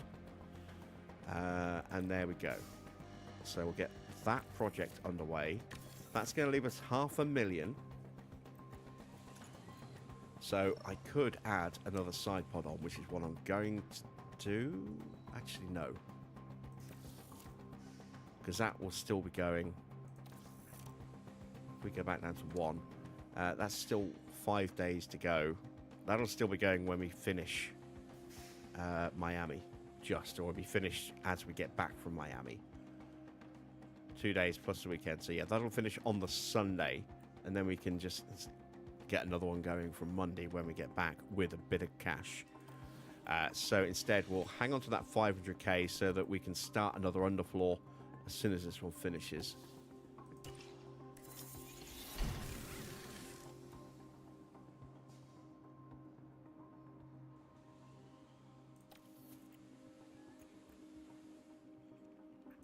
Okay, and now we can get that underfloor built.